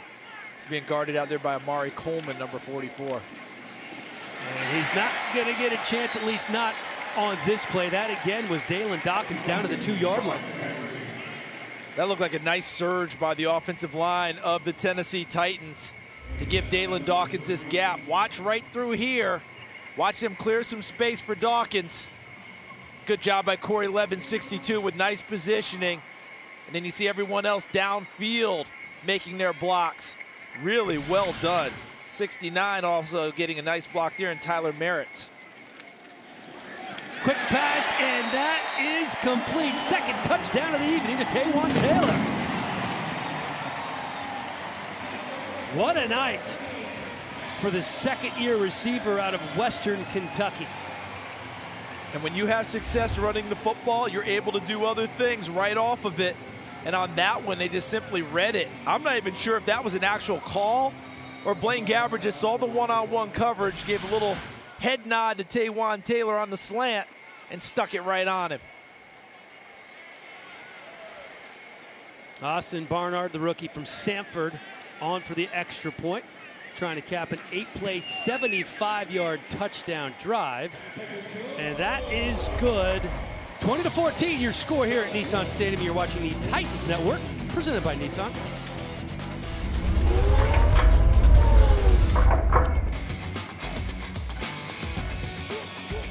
There's a look at the scoring drive. Pretty nice one. 8 plays, 75 yards. 8 up just over 3.5 minutes. Taywan Taylor with his second touchdown catch of the night puts him at 4 catches for 95 yards. Not a bad night for the youngster. Austin Barnard,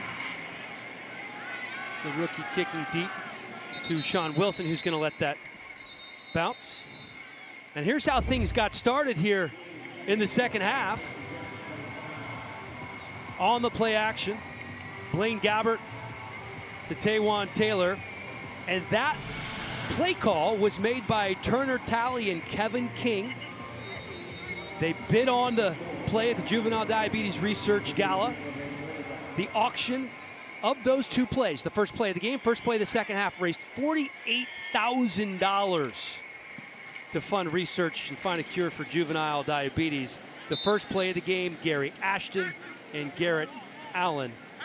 What a tremendous, tremendous charity that is that John Robinson is heavily involved in. And we thank all of them for their contribution. Absolutely. And how about their play calls? One started on defense, first half, offense in the second half. This pass right along the sideline, incomplete. And let's face it, they're complete play callers because they didn't know whether they'd have to call an offensive play or defensive play, just wherever Tennessee started. So you had to have 2 calls in mind. Am I going to, we'll call it a defensive shot or an offensive shot?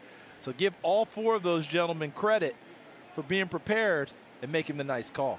They get to watch a little game film with Coach Vrabel, and then they also met with Matt LaFleur and Dean Pease, the offensive and defensive coordinator, and gave them their play calls as we see Kendrick Lewis in his 8th season out of Ole Miss. Hate to see that because Kendrick Lewis was having a very nice night, had a tremendous week of practice, and you hate to see him come up like that because they need that help with the safety depth.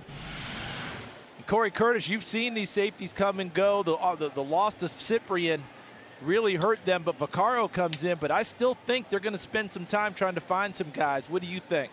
Well, I mean, that's the great thing, about the preseason is you get to watch everybody else play for 4 games now, and they can take a hard look when this thing is over who hits the streets, because you're exactly right.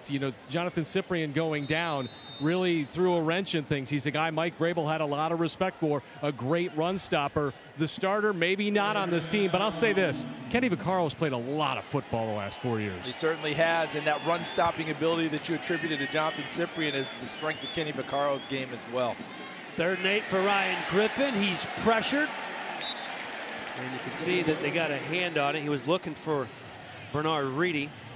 Kendrick Lewis 3 tackles in the game before he left. Here's another look. What you like about this is the pass rush is there. Josh Caraway, another guy whose strength is how he comes off the edge and gets after the quarterback. He gets on tape, pressuring the quarterback and helping force the incompletion. Only the second 3 and out of the game for the Bucs. Anger kind of gets that one off the side of his foot. Nick Williams has a chance at the 35. He picks up 5 out past the 40. And there is once again a flag on the field You talked about how they're going to get to see who's on the street in terms of other safeties who might be available after the second day of joint practice with the Bucs. I asked General Manager John Robinson. So during the kick, holding, receiving team number 45. 10-yard penalty from the end of the kick. First down, timeout. So that's either Steven Terrell or Ethan Wolf. We have offense and defense at 45. Yes, we do. Story to be continued about John Robinson. You're watching the Titans Network, presented by Nissan. Blaine Gabbert still in at quarterback. Dalen Dawkins in the backfield for Tennessee. 1st and 10 on the 25. Dawkins picks up 3. Let's send it down to the sideline. Corey Curtis has more on Titans backup quarterback Blaine Gabbert. Well, guys, I just noticed in that last drive, as I talked about earlier, his decision-making not always as crisp and quick as Mariota's. I thought after he completed that ball to Darius Jennings, he had the easiest, most natural-looking throw he's made in the preseason when he hit Taywan Taylor on that intercontinental route, and then the quick decision to hit him in the end zone. That may have been that boost of confidence he needed to get things rolling in this preseason for him. Yeah, it's funny how that works, isn't it, Corey? When you make a nice play, you often are able now to be free and easy and just deliver the ball. And he's got tremendous, arm talent, right? That's the one we always talk about. That was why he was so attractive coming out of college at Missouri.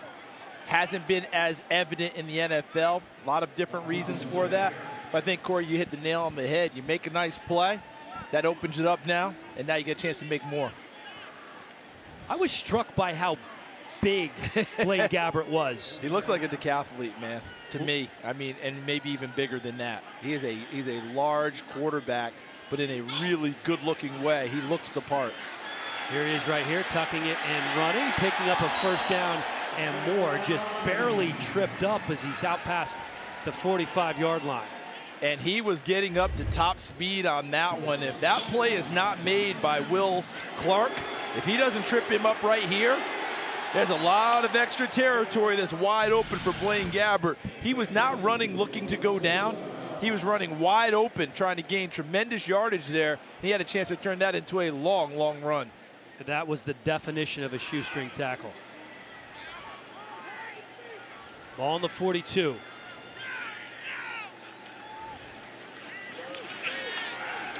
Gabbert rolling out. Time. Nothing going. Looks like he may have jammed his finger. He's just trying to dry it off. Ball may have slipped out of his hands there. But when you talk about the size, both Mariota and Gabbert listed at 6'4". Mariota listed at 220, 222. Gabbert is every bit of 235, 240 pounds. It's interesting, isn't it? Because Mariota, what's he listed at again? 222. But he also looks like he's more like 215. Agreed. Okay. Just totally different body type. Gabbert, just a different body type,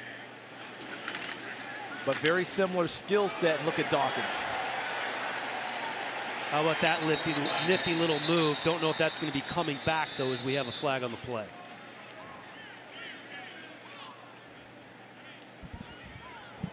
Holding, number 68 offense. 10-yard penalty from the previous spot. Replay second down. Cody Wickman, offensive lineman, former Los Angeles Ram, or I guess he was in St. Louis for the most part of his time, gets picked up there for the penalty. But Dalen Dawkins had to sit for most of the game last week in Green Bay and watch Akram Wadley eat up those carries. He is running with that extra determination and having sat out most of last week, coming at him as we see the penalty situation there. It feels like more penalties than what I've seen, than what we just saw reflected there. But Dalen Dawkins getting his opportunity. Well, that's still 12 penalties. And that one is complete. Deontay Burnett, rookie out of USC. Don't look 12 penalties. Don't look askance at it, partner. Because I was watching Minnesota and Jacksonville today. They were into the high 20s. Okay? Hey, we still have time, buddy. Remember Green Bay last week? We were into the high 20s. The Green Bay had a ton. So we'll take that. Deontay Burnett, USC, came out. A lot of people thought maybe a year early. Hurt his hamstring, didn't run well in the offseason, goes undrafted. But he's had a very nice camp so far, trying to distinguish himself here tonight. Over 1,100 yards and 86 catches as a junior with Sam Darnold. And that is a laser. They're going to call it a catch. Devin Ross calls it in. And I'm very happy to see Devin Ross bounce back. Remember the fumble he had in the first half on the quick screen. Watch how he stays. Look at Gabbert stay in there. Pretty good job by the offensive line, able to step into the throw. And as you mentioned, a laser shot that Devin Ross hauls in. Nice to see him bounce back from the fumble and pluck one out of the air. Dawkins takes the pitch, puts his head down. He's met behind the line of scrimmage. Patrick O'Connor, the first one to make contact. Dawkins, 5'7", 183 pounds, but you can see the juice that he has. Doesn't take him long to get up to full speed. He runs a lot like his dad Ralph did at the University of Louisville. And he's trying to obviously live up to the NFL legacy that his uncle Brian Dawkins just went to the Hall of Fame, established during his career in Philadelphia and Denver as a safety. Heck of a Hall of Fame speech from Brian Dawkins. Maybe just a little late. That pass is broken up. Looking for Devin Ross again. That was Devontae Harris in coverage. They've done a nice job of picking on Devontae Harris here in the second half, and finally Devontae Harris able to make a play for himself. Closed very nicely on that in-breaking route and got there as the time the ball got there to help bounce it away. 3rd and 13 now for Gabbert in this Titans offense with just over 6 minutes to go here in the third quarter.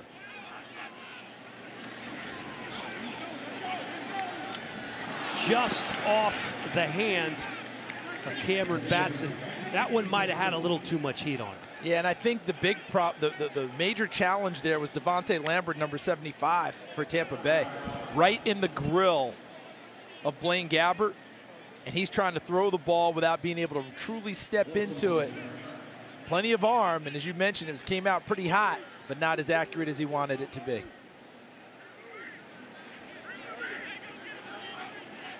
Barnard into punt. Sean Wilson, once again the return man for the Bucs, calls for the fair catch at the 15. 20-14, just over 6 minutes to go here in the third. You're watching the Titans Network, presented by Nissan. A beautiful August night in Nashville, Tennessee. The Korean War Veterans Bridge just off downtown. The Tennessee Titans trailing the Tampa Bay Bucks 20-14. We have an injury update for the Titans. Kendrick Lewis left the game earlier. They're calling it a foot injury. His return is questionable. That's way more information than we've been getting all camp. So guys, that's detailed stuff. And we appreciate the effort. Yeah, we certainly do, Corey, but that's tough to see for them as they try and build that safety depth. And Kendrick Lewis had a really nice week this week in practice against Tampa Bay, and he was carrying it over to the game field tonight. Ryan Griffin still in a quarterback for the Bucs. And Griffin finds his man out almost to the 40-yard line. Justin Watson, the rookie out of Pennsylvania, had a busy last quarter or so. He was a kid that wasn't even invited to the combine despite phenomenal numbers during his time in the Ivy League at Penn. But he showed his wares in the postseason build up to the draft, and Tampa Bay noticed. 26-yard game for Watson.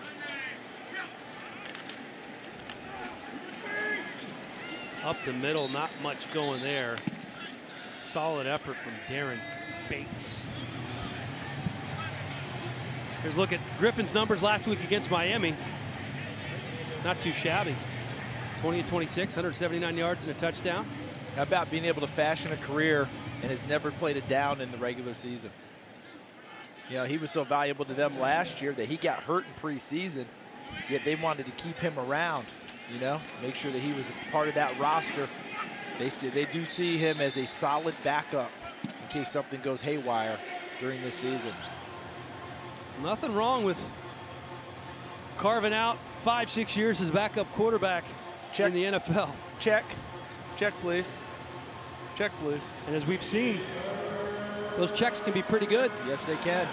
Doing what you love, and you never know when you might actually get that opportunity and get called upon to go out there. So he's trying to get it done here in the preseason.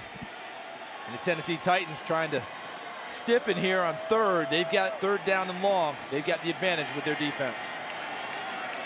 Sean Wilson in the backfield. And that is a great defensive effort right there by Rico Gafford. Had a hand in there the whole time, would not allow the receiver to hold that ball in. Now, we saw a lot of Rico Gafford last week in Green Bay. He had a big pass breakup. We also had 3 penalties. I think they all occurred during one drive.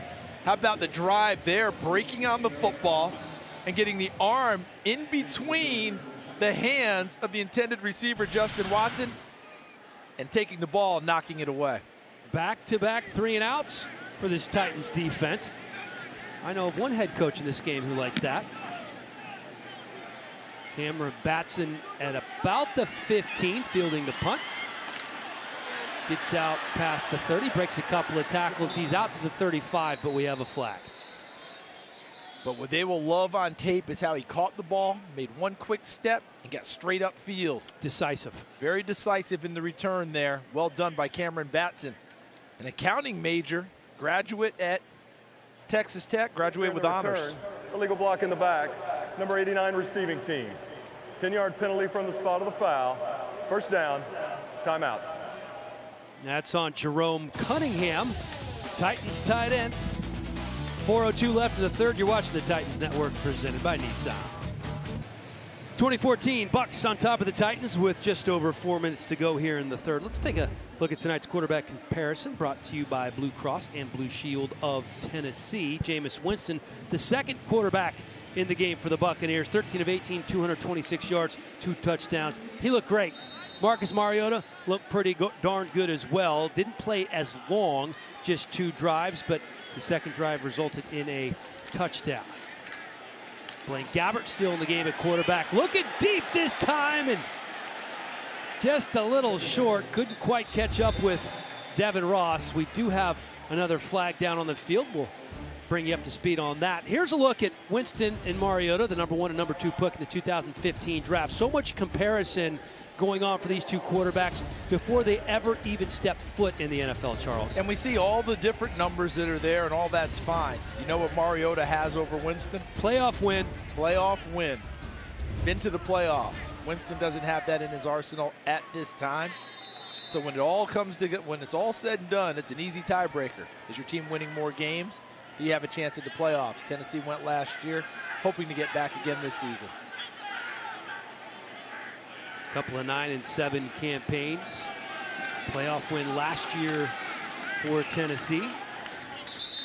And that's going to be a gain of just about 5 for Akram Wadley, who is now in the game at running back, as they try to get untangled there. Wadley, as we talked about earlier, had more rushing attempts in that first preseason game up there in Green Bay than any other running back. He had 9 carries for 27 yards, had a 64-yard kickoff return, but he also fumbled a kickoff that went out of bounds that could have gone out of bounds at the 1. And he got had really lucky. And he had a fumble on a running play that was lost. Gabbert complete over the middle. Anthony Ferkser, first year tight end out of Harvard. How many NFL games are you going to see with 3 Harvard guys on the field? Not that many, but boy, they do a terrific job with that program, don't they?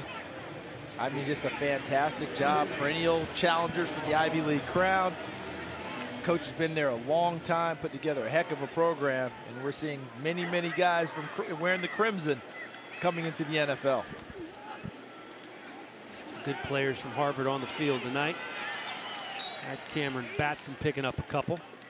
Yeah, Ferkser, an interesting story. Spent some time with the Jets, has a degree in applied mathematics, interested in being a financial consultant when he's done playing. Now, didn't you mention to me that you stay on your son about mathematics? Because you're like, look, dude, this is the way. This is the way to get it done. There's a lot of money to be made in the world of finance. Hang with the finance. So you may have to have Mr. Ferkser come over and have a little chat with your young man. I agree. We went the wrong direction, Charles. I couldn't. Hey, listen, 2 + 2 is a challenge for me.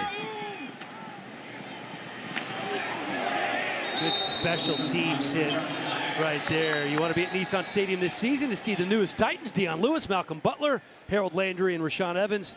We're ready to get this 2018 season started. You can join them for all the action by purchasing your 2018 Titans season tickets today. Just call 615-565-4200 right now. Operators are standing by. Or you can go to titansonline.com for more info. Another flag on the field. I think we have more than 12 now. Yep, getting ready to big season here. You see a lot of the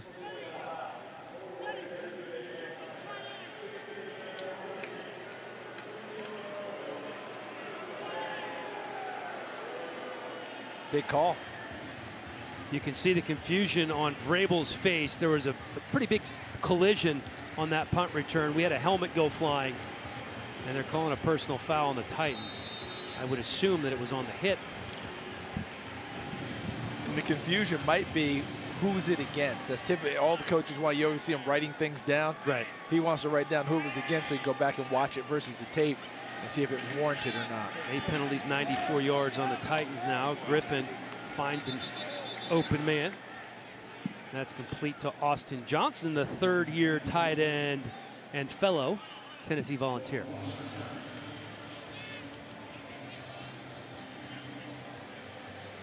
So 2nd and 7 after a 3-yard gain.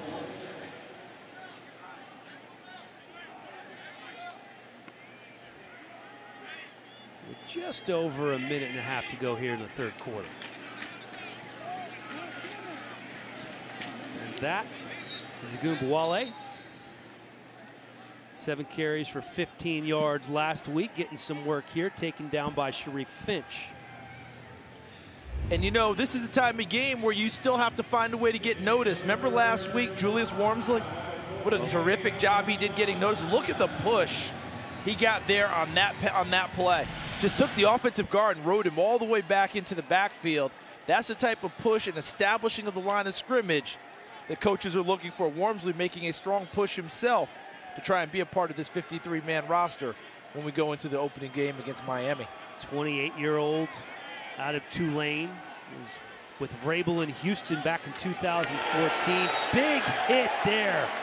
Wow, don't take your helmet off. That's Darren Bates. And there's the flag for taking his helmet off. That was easy. You nailed that one. Got to have some sense, Mr. Bates. Well, you nailed that one perfectly. I mean, everything he did was spot on until he took the helmet off and decided to phone everyone and tell them, "We saw you, Darren.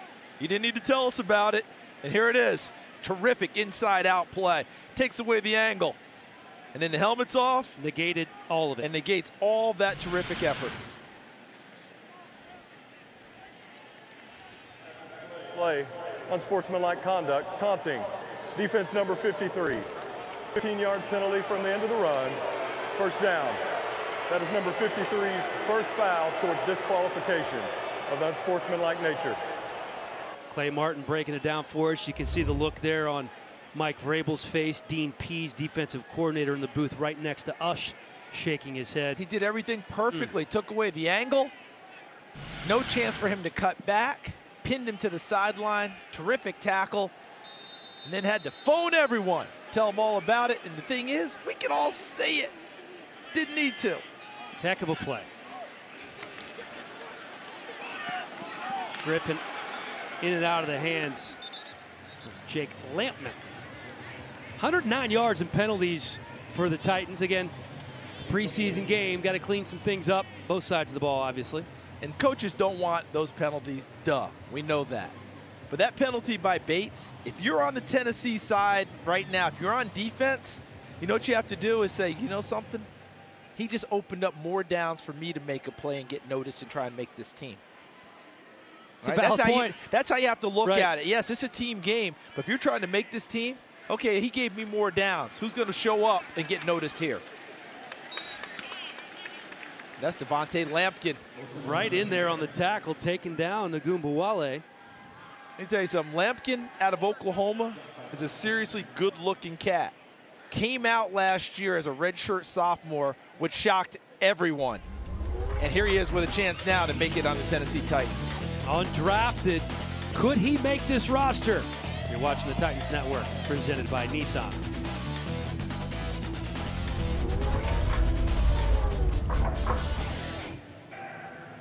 As we start the fourth quarter at Nissan Stadium, the Titans trail the Bucs 20-14 in their second preseason game. Hey everybody, Corey Curtis here. I asked you a Twitter question before in the first quarter, and I asked who would lead the Titans in receptions this season, and everybody's going with the reliable tight end, Delanie Walker. Guys, since he joined the Titans 5 years ago, no tight end in the National Football League has caught more passes. That's a good pick.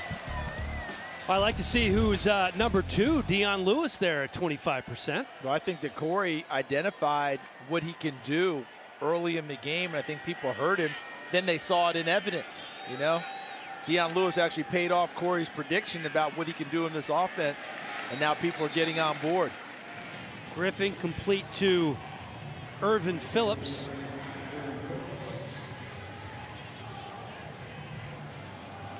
Let's see. Brendan Trawick in there on the tackle.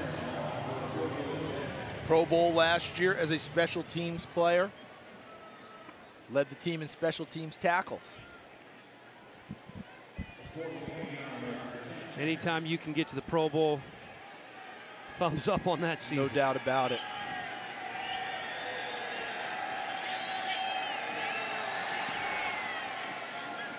This one from 48 yards out is good from Catanzaro. That makes it 23-14 as we still have over 14 minutes to go here in the game. I want to show a little piece of video that we were lucky enough to see when some of the players posted it on their Snapchat and Instagram live stories. It's kind of a rite of passage when you're a rookie in the NFL. Sometimes you have to carry people's pads. Sometimes you get your hair cut, and it's not necessarily what you want it to be. It's not sitting in the chair and saying, this is what I would like. So Harold Landry, what do they call that, the castle? The castle on Looked by Austin Barnard. Now, Rashaan Evans, see, he only has half of a beard here because his head was already shaved. Luke Falk, this isn't the half of it. And then you see Dane Cruikshank. He did get Cruikshank there. He did, Cruikshank. You saw these guys walking around the facility, and they took it well. I think we had a chance to see Rashaan Evans in the hallway and say, hey, how about that? And how long do you have to wear? He said, only until Sunday.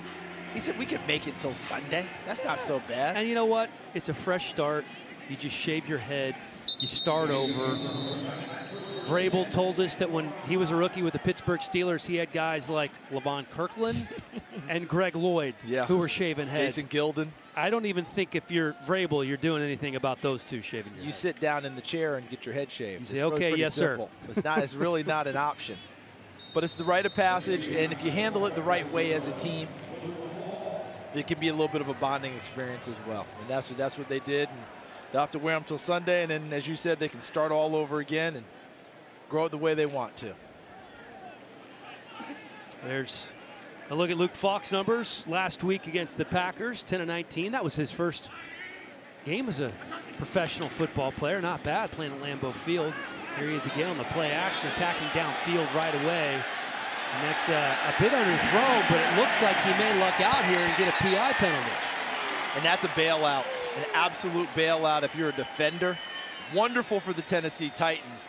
But this is just an underthrown ball that the defensive backs unable to get their head snapped around well enough, and they just run up the back of the receiver. See, he's trying to get turned around there. So I would actually opine in a regular season game, I would really struggle if I'm Tampa getting that call. He got his head around and played him well. Pass interference. Defense number 38. Automatic. First down. So the underthrown ball comes back to help Tennessee, but if he puts it out there, he's got a chance to make a big play. That's rookie corner Marco Myers from Southeastern University. That's a 45-yard penalty. Yeah, not bad for an underthrown ball. Sometimes it works out well for you. Ball on the 30-yard line now for Falk. Hand off to Wadley. Wadley taken down to line of scrimmage. Remember, that was another rule that they were reassessing, talking about not making pass interference nearly as punitive. Yeah, they didn't want it to be. They talked about possibly not being a spot foul and making it a 15-yarder, similar to the college game. Talked about it, decided to leave the rule as is for now. Every year the competition committee goes over the rules that they want to change and alter. And we've seen some of them just for a season on a trial basis. Some of them go back, some of them stay the same. Got a little more push there on the offensive line. That allowed Wadley to work his way through and pick up a few additional yards. You can see him skipping his way to a 3-yard gain. And he will disappear in that pile with his size. As a linebacker, I've asked NFL linebackers, because I often thought it was a little bit of a myth about a back disappearing and you can't find him. No, it's real. They say sometimes those guys get swallowed up, those little short, stocky, strong guys, and then they pop free, and you might not be prepared to put him on the ground. Falk on 3rd down, has a man. Catch is made, but not going to be enough for the 1st down. There is a flag. That, again, was Anthony Ferkser, tight end out of Harvard. Good pickup on the pass rush, too, by Wadley stepping forward to chop down a pass rusher. It's a great point, Charles. That's one of the toughest things for a young running back is that pass protection.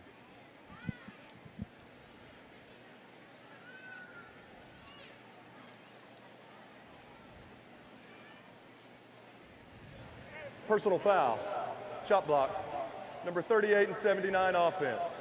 15-yard penalty, replay 3rd down. And I was praising Wadley for stepping forward and helping pick up the blitzer or the pass rusher, but the chop block always comes into play. If you're engaged already with another blocker up high and you come down low and take his legs out, you can't double team the pass rusher or the on-rushing defender that way. So Wadley, when he stepped forward to chop it down, that defender was already being engaged by an offensive lineman, thus the penalty flag against him. 10 penalties, 124 yards. Looking at 3rd and 22 here. You can see how deep that second line of defense, all the linebackers are playing off the ball. That pass is complete and not even quite out to the original line of scrimmage. Ferkser again on the catch. Luke Falk, Pac-12 record holder, 14,486 yards at Washington State, where he started 40 games. He began his career as a walk-on there.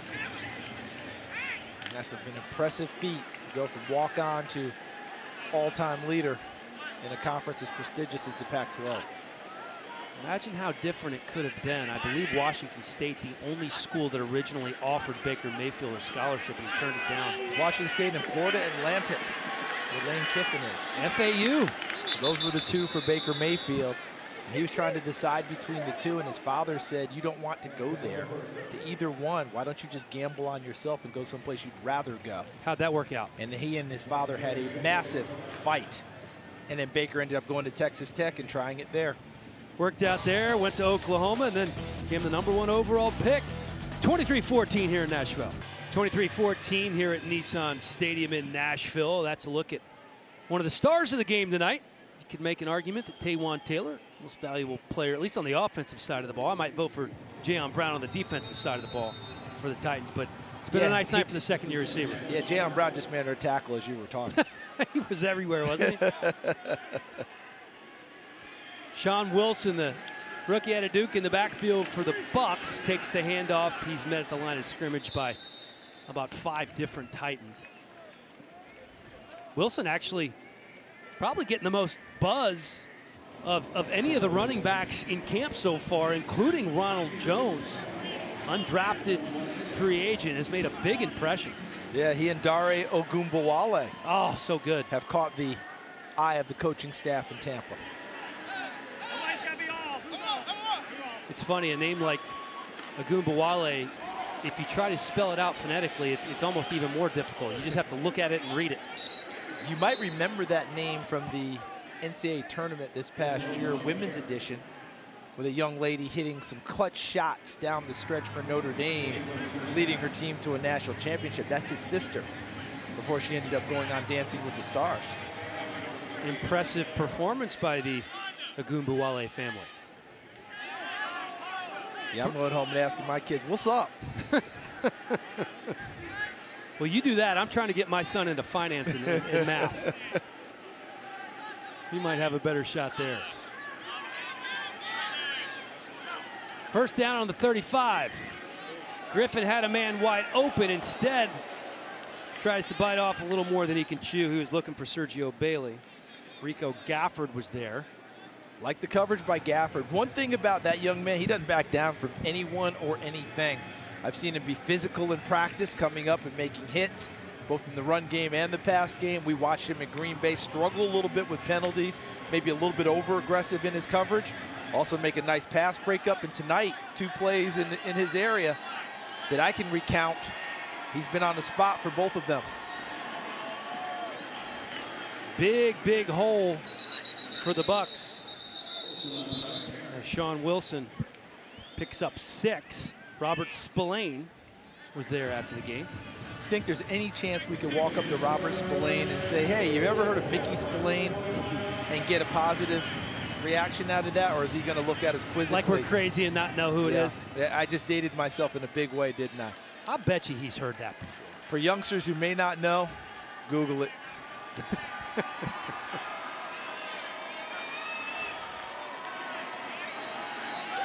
Up the right sideline, has a man, and it's caught. Huge gain. There's Agumbuale doing some work there. And they got the matchup they like, because they got Agumbuale, the running back, on Robert Spillane, the linebacker, in open space. So he's not a running back anymore, he's a receiver going against a linebacker who's trying to be a corner, and that's not his forte. A nice job by Griffin finding him and putting it out there for him. 38-yard gain as we have a player down in the field. That's Devontae Lampkin. You're watching the Titans Network presented by Nissan. Let's check out the play of the game brought to you by Nissan of Cool Springs. Second drive of the game for the Titans. Little screen pass to Taywan Taylor. Takes it 47 yards to the house. Here's another look. A really fine performance tonight for the second-year wide receiver. Nearly 100 receiving yards. Gets a little love on the sidelines from Jonnu Smith. There's a look at Taylor. 4 catches, 95 yards. How about that average yards per catch there? 23.8. As we look at the top of the end zone, right in the bucket to Sergio Bailey. What a throw by Ryan Griffin. 21-yard touchdown for the Bucs. Yeah, back-to-back really nice throws for Griffin. The first to Agumbuale out in the open field. How about this one? Drops it right over the top of the helmet of Trey Caldwell, number 39. It's not horrendous coverage, but that's a well-thrown football for Sergio Bailey. And because he's not able to see the ball come out of the quarterback's hands, he's trying to play through the hands of the receiver. And Bailey did a nice job of bringing his hands up late so that he doesn't come up early and let the defensive back read that. 6-play, 76-yard drive. Ate up almost 2.5 minutes. That was a perfectly thrown ball from Ryan Griffin, who last week was 20 of 26, 107 passer rating. Building on that tonight. Catanzaro on for the extra point. And it's good. 30-14, Bucs on top of the Titans.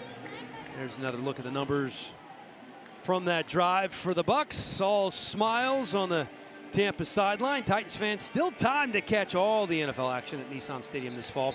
Limited seating options are available. You can call 615-565-4200 right now to get the best location for your Titans season tickets, or you can log on to titansonline.com. Some of the fans hanging out here. Fourth quarter of a preseason game. That is dedication, my friends. Dedication. See the number there to get your season tickets. Got some pretty good people coming to visit here at Nissan Stadium as well. I mean, Philadelphia comes here last weekend in September. Baltimore comes in with their trying to bounce back and get to the playoffs. They've missed playoffs 4 out of 5 years. New England comes here, and one of the New England writers, Ben Valin, was here this week writing an article about how the Titans might beat New England South. The number of former Patriots on the roster. There's a bunch of them. Obviously, Jacksonville within the division, Houston within the division coming here. Indianapolis, of course, and Washington also comes in from the NFC East. So that's a pretty darn good home schedule with some big-time teams coming to town.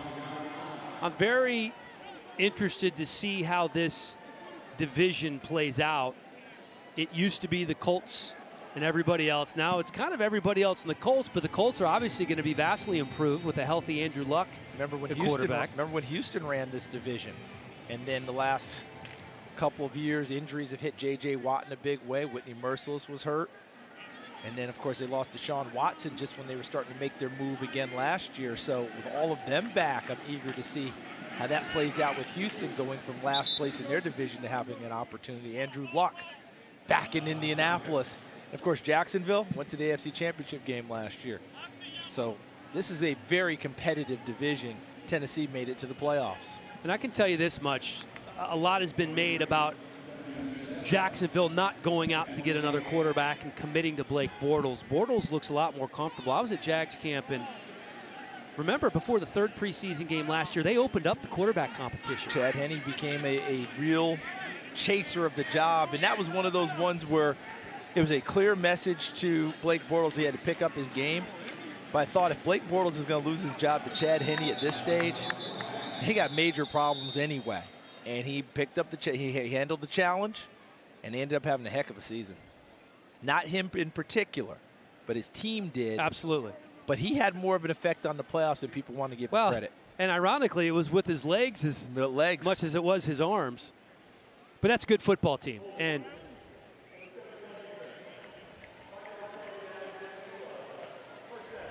I mean, they win a playoff game where he runs for more yards than he passes against Buffalo. So, you know, and I believe we're getting message now that Tyrod Taylor, as we've been pronouncing, he wants to pronounce Tyrod Taylor from now on.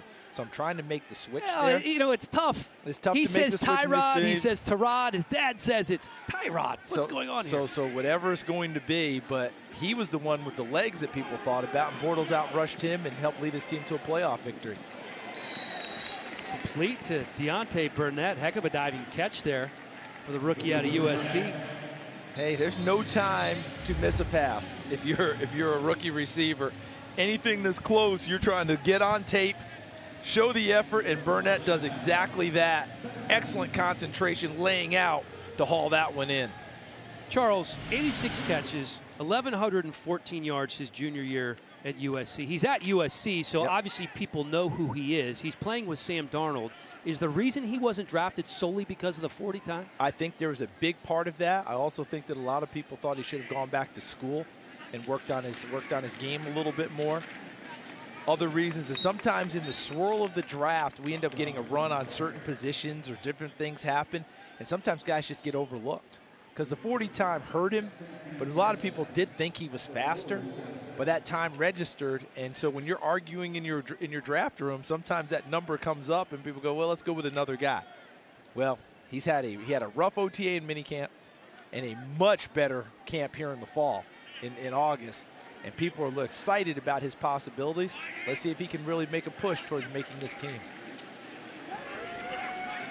Falk dumps it off to his tight end, Ethan Wolf. His first catch. Wolf, of course, out of the University of Tennessee. 91 career receptions there. Second most for a tight end in UT history. I'm going to guess some guy named Witten was number one. That would be a good guess. Just took a shot.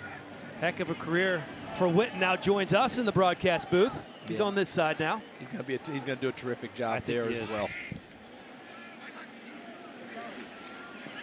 3rd and 7. Falk chucks it out of bounds. So the Titans are going to be forced to punt as we have a man down on the field, and that's Deontay Burnett. I share a hometown with Jason Witten, you know. Birthplace. Is that right? Carter County Hospital, Elizabethton, Tennessee. Now I was born in the so-called old Carter County Hospital. He's born in the new Carter County Hospital. But in any event, Carter County, Tennessee, where he played high school football for his grandfather, legendary Coach Dave Ryder. There's a look at Burnett going down, kind of a non-contact injury. Looked like he was grabbing his stomach or his ribs. Hope he's going to be okay. We've seen too many non-contact injuries be of the serious nature over the last few years in the NFL. Hopefully he just got the wind knocked out of him or something just kind of went. It's nice to see him up on his feet. Fourth quarter of the second preseason game, we're going to see a lot of late-round draft picks and undrafted guys, but there are some undrafted players who can make this football team. In addition to Burnett, you have Wadley, you have Sharif Finch. There's some good players around the National Football League. Julius Wormsley absolutely played well at the defensive line. Watching that. Could Rico Gafford make the team as one of the corners? Great question. His speed is really something that's gotten a lot of attention, and he may end up being a return guy as well. Wilson really calls nice play there for the fair catch. Did you see how Gafford bent around him just in case that ball was fumbled? Yes, he did. Smart football right there by the youngster. 30-14, just over 6 minutes to go. You're watching the Titans Network, presented by Nissan. Welcome back to Nissan Stadium. Let's take a look at the drive of the game, brought to you by Candy's Campers. This is the first drive of the second half. Blaine Gabbert in at quarterback.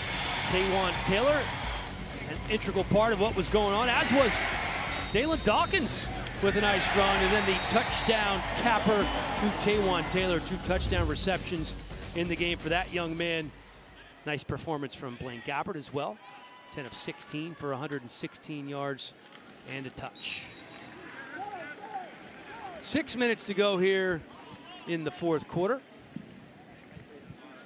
Austin Allen in at quarterback now, the rookie out of Arkansas. They went back-to-back Allens at the University of Arkansas playing quarterback. The brothers tandem. One was in the league with Jacksonville when he first entered the league. The older one, obviously. And here's Austin getting his opportunity here with Tampa Bay. And there, look as he throws a strike there to Irvin Phillips, the rookie out of Syracuse. All right, let's see if anyone on this Tennessee defense can step up, make a changing play. Pop a ball free, pick off a pass, big sack of a quarterback, change of the direction a little bit, try and get their hands on the football and give it back to their offense in scoring position. You want to get noticed by coaches? Create a turnover, get a takeaway. That'll do it. And really, it's a player on either side of the ball, because coaches are going to be watching this game film, and they're going to be watching everybody, Tampa players and the Tennessee guys. And you know who else is watching? Every other team in the league's personnel department. And what do they always say? Because when they cut down, from 90, there may be guys that they liked in the preseason on other teams that don't make it with that team. If they shake free, they'll be going after them with a little bit of vigor. Francis Callen on the tackle there. And what do they always tell the players? Listen, put out some good tape. Yes. Because there will be people watching. Just mentioned Francis Callen, native of London, England. Parents, immigrants from Sierra Leone. He grew up a soccer kid. Big fan of the Chelsea Blues before he turned to football at the age of 16. Wale dragged down right there.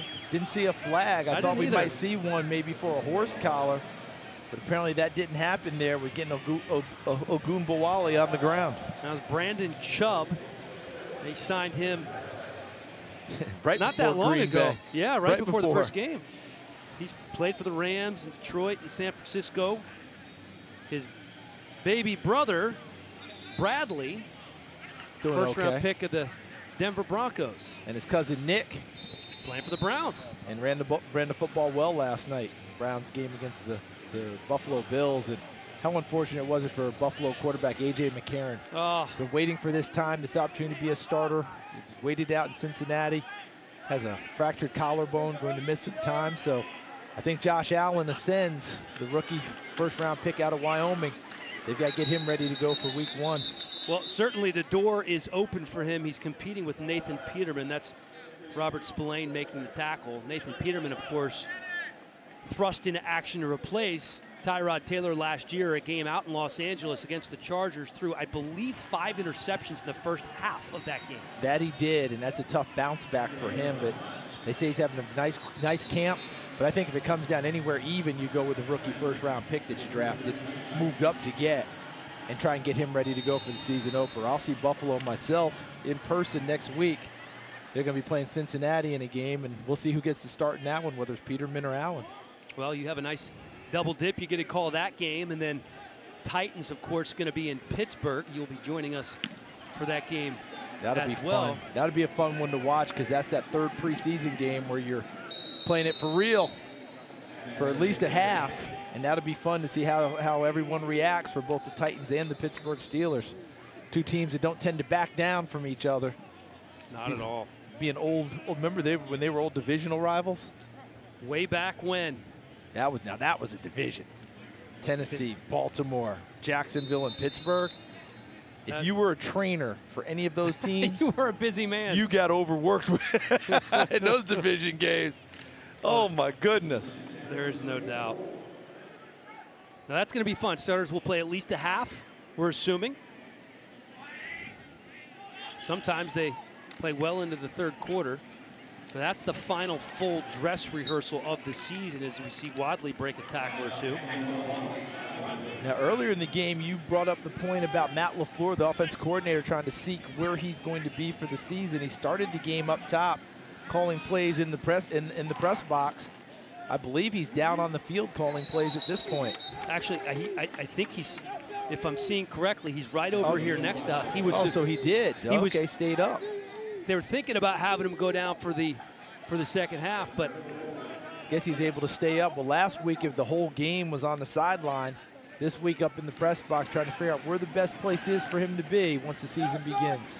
And, you know, I think a lot of that is just where you're comfortable, Charles, there right? He is. Personal preference. There's a look at Matt LaFleur. Well, his whole career he's been in the press box. I had a nice little chat with him. He's been up there for 10 years, so it was an adjustment going to the sideline, but it's not something he's averse to.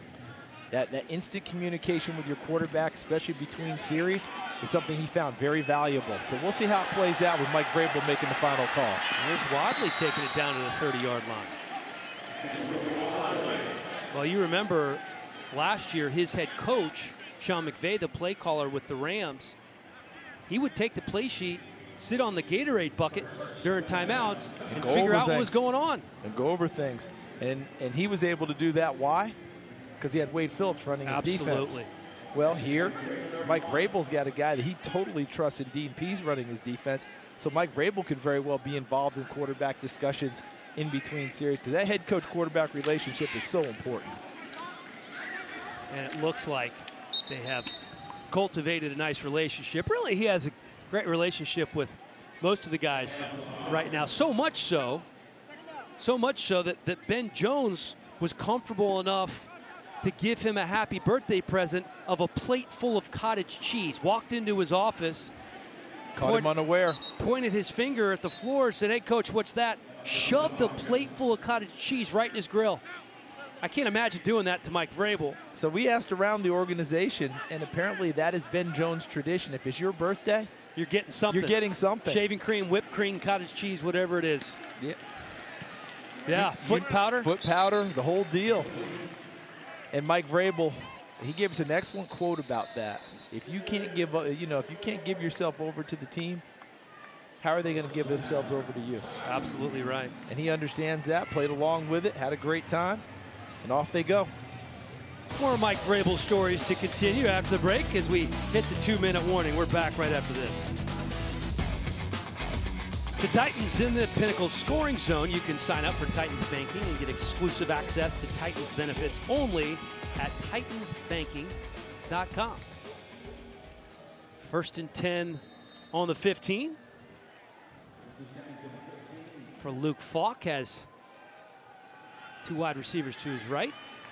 Akram Wadley by his side in the backfield.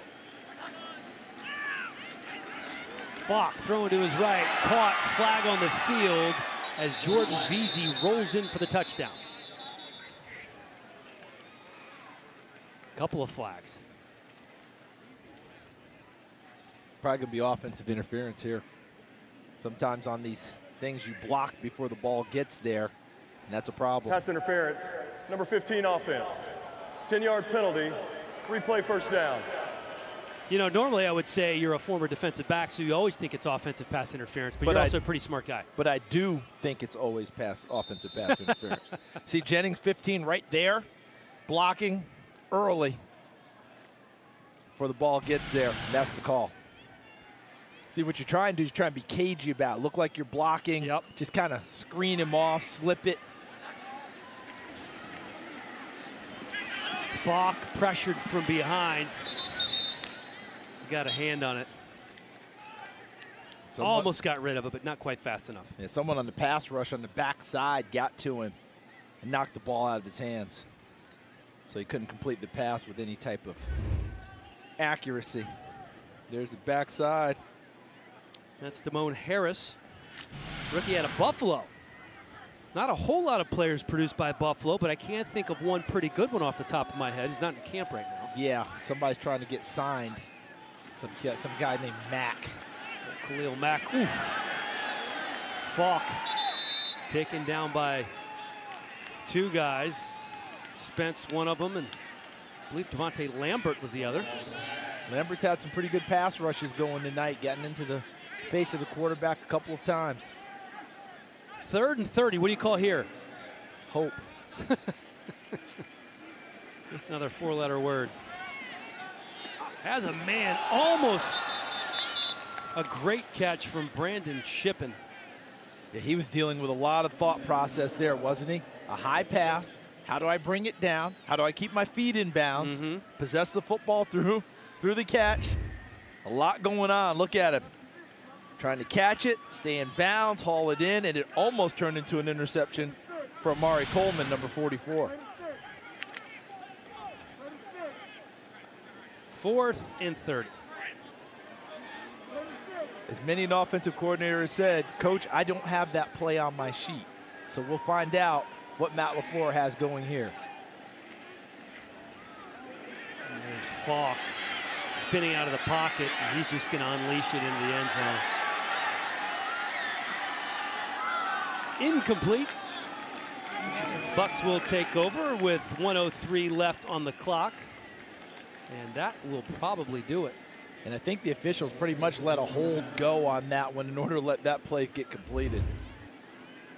Here's a look at what we have left.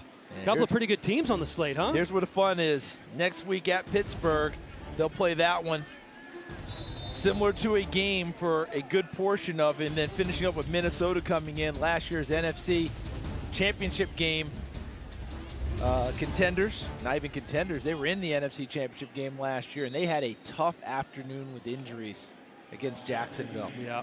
I don't know how many frontline guys, but I saw the cart come out twice with air casts for players, and that's a difficult deal. And you're trying to get ready for a season. Injuries have been an issue. The Patriots lost Isaiah Wynn, their first round pick. First-round tackle, out for the year with a torn Achilles. You talked about A.J. McCarron and that fractured collarbone.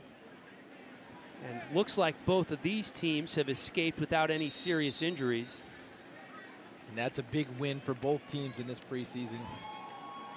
And you have that man who is healthy and looking good in both preseason games. Limited action for Marcus Mariota, but when he's been out there, he looks like the healthy, mobile Mariota that we're used to seeing. Yeah, last year he kind of lost some weight trying to get a little bit quicker, but still had to battle injuries. If he can stay healthy, looking as he does right now, that'll be an impressive looking Marcus Mariota throughout the season. There's a look at Blaine Gabbert. 30-14 is the final. That's going to wrap it up from here at Nissan Stadium, where the Bucks beat the Titans in preseason game number 2. Make sure you join us next Saturday when the Titans head to Pittsburgh to play the Steelers. Coverage starts at 3 Central Time. For Charles Davis, Corey Curtis, and our fantastic production team, I'm Dan Helly. Thank you so very much for watching Tennessee Titans football, presented by Nissan.